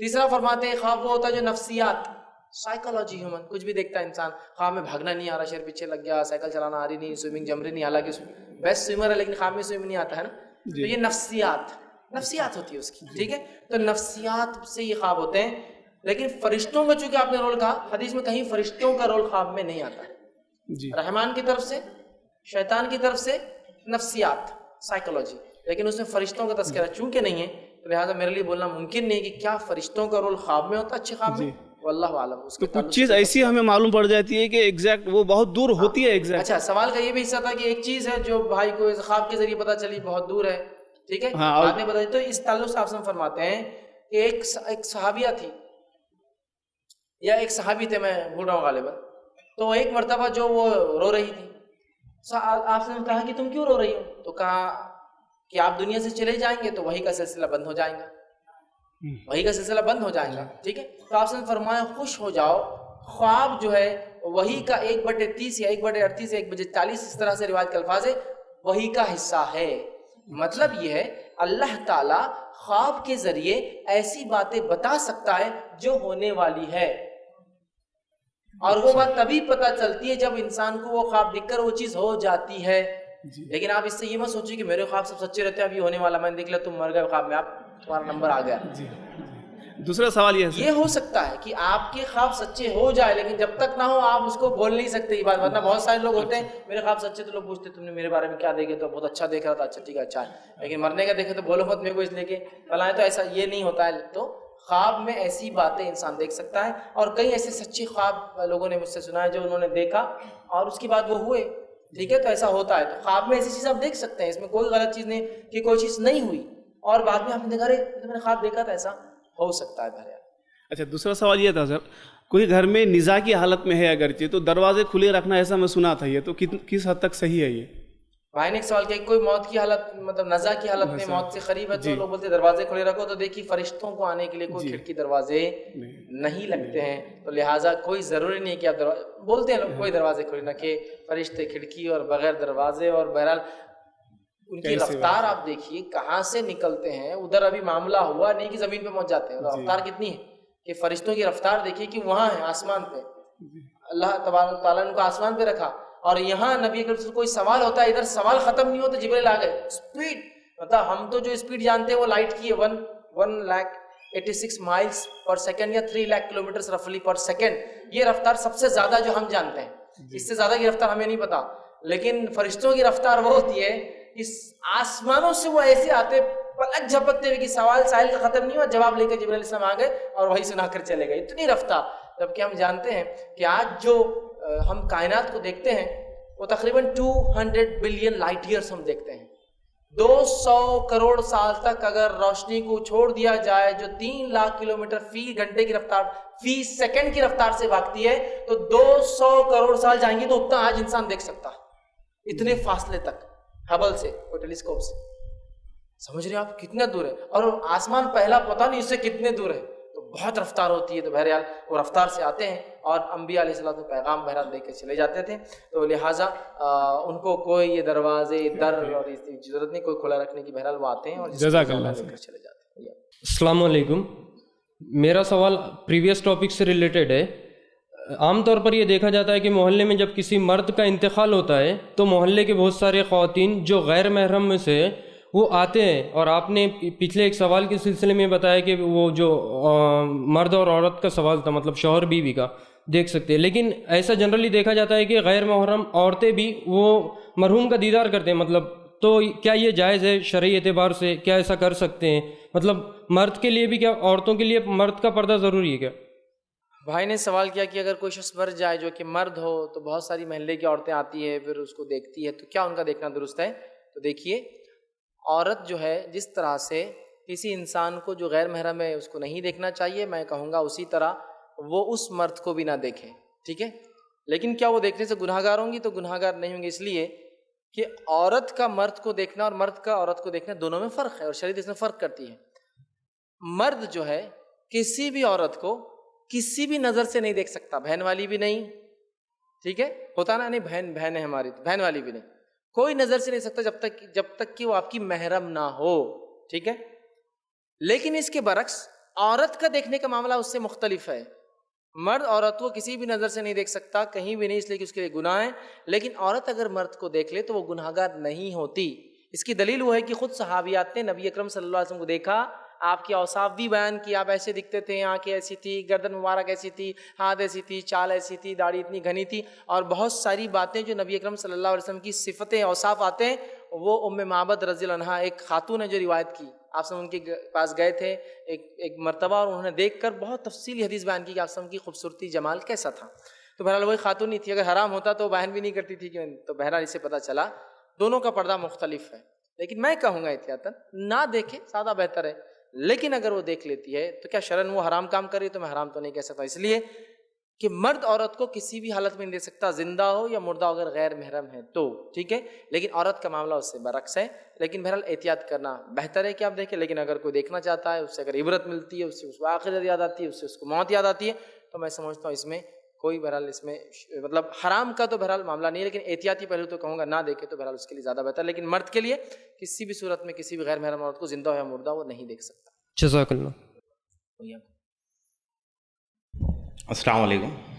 فیض بھائی میرا ایک سوال ڈاؤٹ ہے اصل میں، کہ جیسے ہم سب جانتے ہیں کہ تصاویر ایسے کچھ اگر گھر میں ہو تو فرشتے داخل نہیں ہوتے، تو کچھ لوگ یہ سب جاننے کے بعد بھی گھر میں بچوں کی تصویر یا جو مر جاتے ہیں ان کی تصویر رکھتے ہیں. ان کا کہیں یہ تو مقصد نہیں کہ موت کے فرشتے گھر میں داخل نہ ہوں؟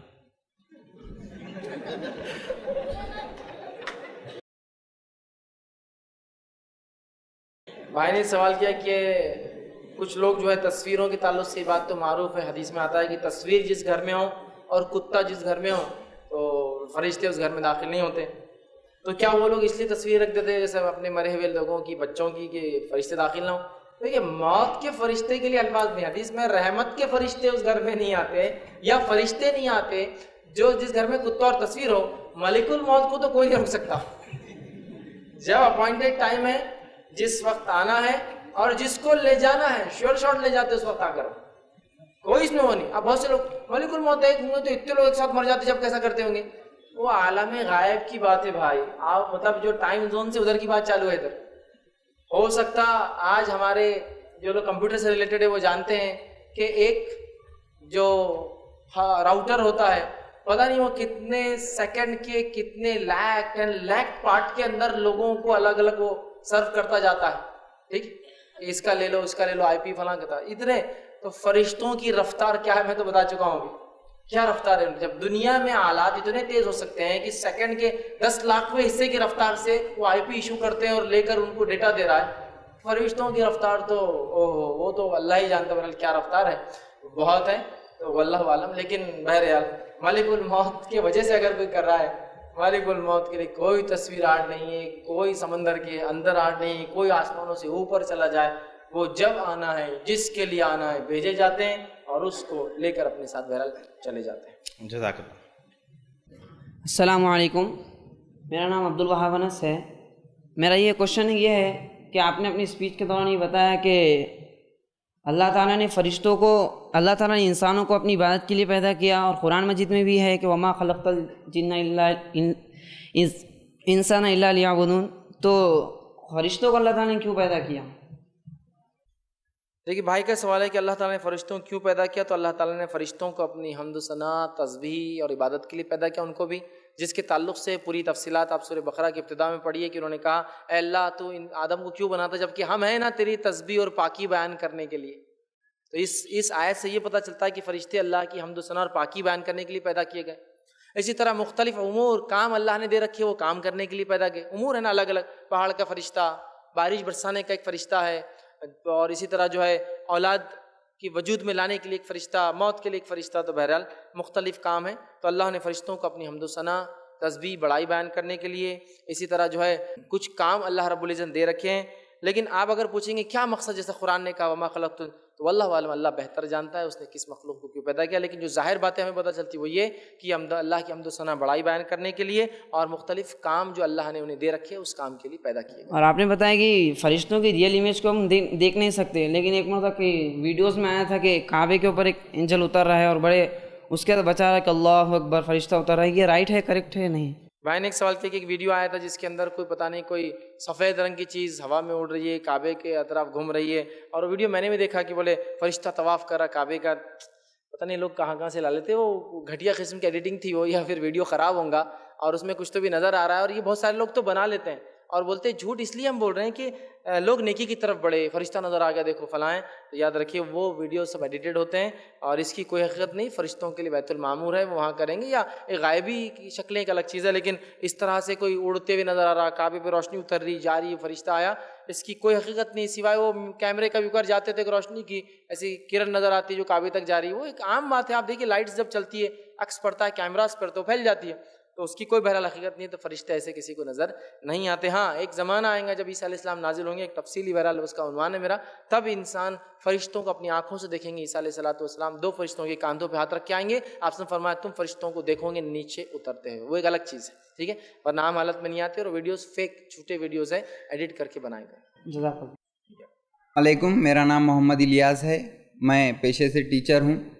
میرا سوال یہ ہے کہ ابھی آپ نے بتایا کہ گھر میں تصویریں رہنے سے گھر میں فرشتے داخل نہیں ہوتے، تو اخبارات میں جو تصویریں ہیں اور جو کمپیوٹر پر ہم ڈیسک ٹاپ پر جو تصویریں رکھتے اور ٹی وی وغیرہ جو گھر میں ہیں، کیا ان کا شمار بھی انہی تصاویر میں ہوتا ہے؟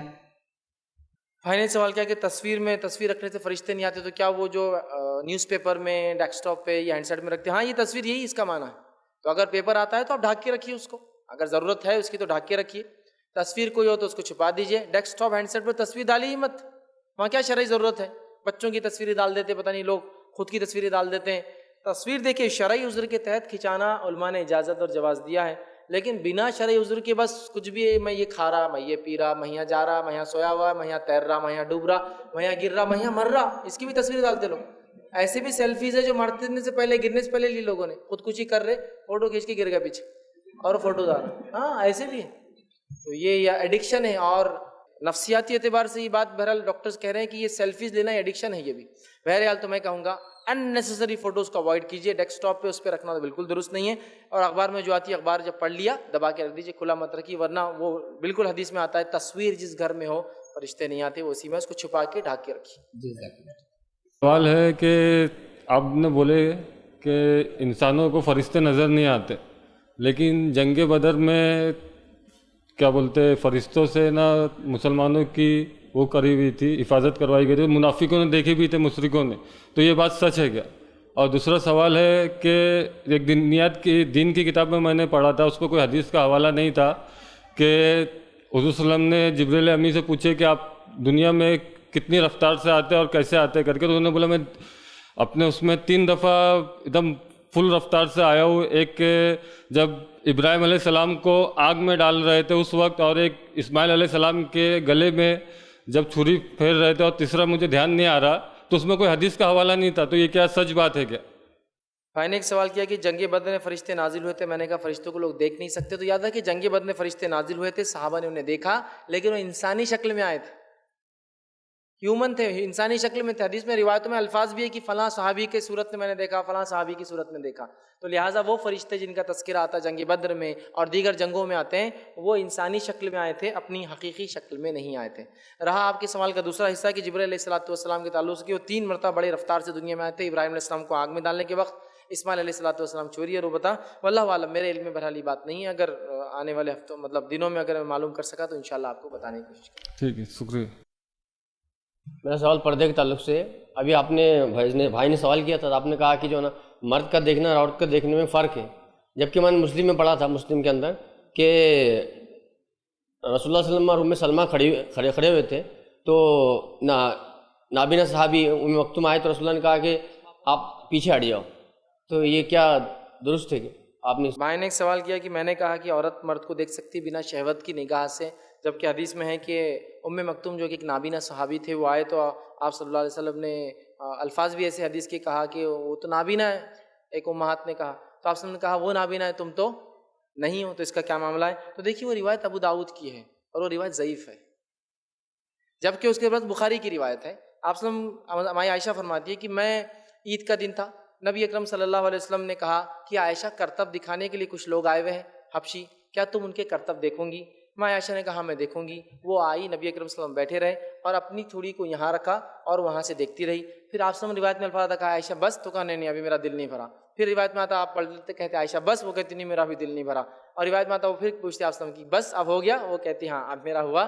تو پھر آپ صلی اللہ علیہ وسلم وہاں سے اٹھ کے گئے، وہ اندر گئی. یہ صحیح روایت ہے. اور آپ صلی اللہ علیہ وسلم کے کاندھے پر سر رکھ کر وہ حبشی غلاموں کے کرتب کو دیکھتی رہی. تو یہ صحیح روایت ہے. تو اس سے یہ پتہ چلا کہ ایک عورت بنا شہوت کی نگاہ سے کسی مرد کو دیکھ سکتی ہے، لیکن ایک مرد کسی بھی نگاہ سے عورت کو نہیں دیکھ سکتا اگر اس کی محرم نہیں ہے. تو جزاک اللہ خیر. میں مسلم میں پڑھا تھا، اب ابو داؤد بتا رہے. ہاں آپ ایک بار پھر انشاءاللہ سے دیکھ لیجیے. جزاک اللہ خیر.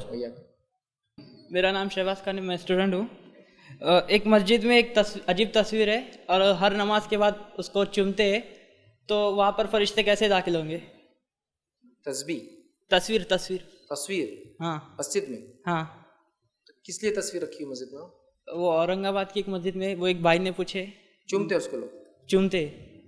بھائی نے سوال کیا کوئی تتصویر ہے کسی جگہ ایک مسجد میں اور لوگ اس کو چومتے ہیں تو کیا؟ دیکھو تصویر، جہاں تصویر سے مراد آپ چہرے ہو لوگوں کے، تصویر سے مراد پینٹنگ وغیرہ نہیں، چہرے لوگوں کے. تو بہرحال بات بالکل حدیث صحیح ہے. تصویر اگر کسی جگہ موجود ہو تو رحمت کے فرشتے نہیں آتے، تو لوگوں کا کام ہے اس مسجد تصویر کو فوراً نکال دے. ٹھیک ہے. اس مسجد میں فرشتے کیسے داخل ہوں گے؟ میں وہ کیسے ہوتے کیسے نہیں غائب کا میں وہ نہیں بول سکتا ہوں. جو ہم کر سکتے ہو بول رہا ہوں میں، تصویر کو نکال دیں. ان کا کیا پارٹ ہے وہ تو ان سے پوچھنا پڑے گا، لیکن ہمارا پارٹ ہے ہم نکال دیں. میں نے ایک اچھا سوال کیا کہ فرشتوں کو غائب کا علم نہیں ہوتا، تو پھر آدم علیہ السلام کو جب اللہ بنایا یا بنانے کا بات کی تو فرشتوں نے کہا کیوں ایسی مخلوق بناتا ہے جو دنیا میں فساد مچا اور خون بہائے؟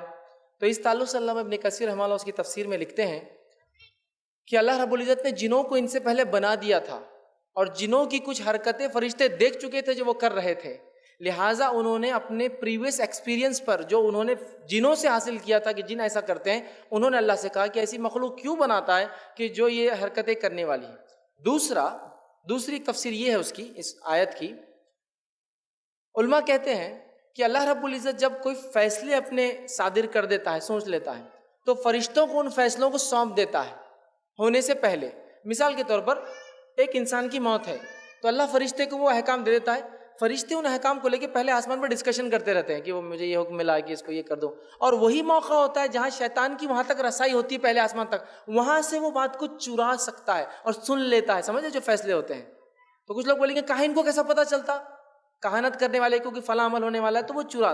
تو فرشتوں کو اللہ وہ احکام دے دیتا ہے. تو ہو سکتا ہے فرشتوں کو تقدیر کا ایک حصہ اللہ نے سونپ دیا ہو، وہاں سے انہوں نے دیکھ لیا ہو کہ یہ مخلوق تو پیدا ہونے کے بعد یہ کرنے والی ہے، لیکن فرشتوں کو بھی علم غائب نہیں ہوتا. دوسرا ایک اور روایت آتی ہے جس میں آپ کی حدیث ہے، جب بندہ نیکی کا سوچتا ہے صرف تو فرشتہ ایک نیکی لکھ لیتا ہے.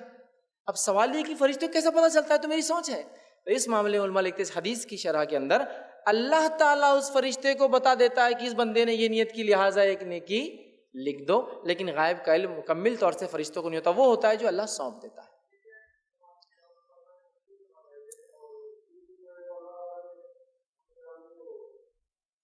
ہاں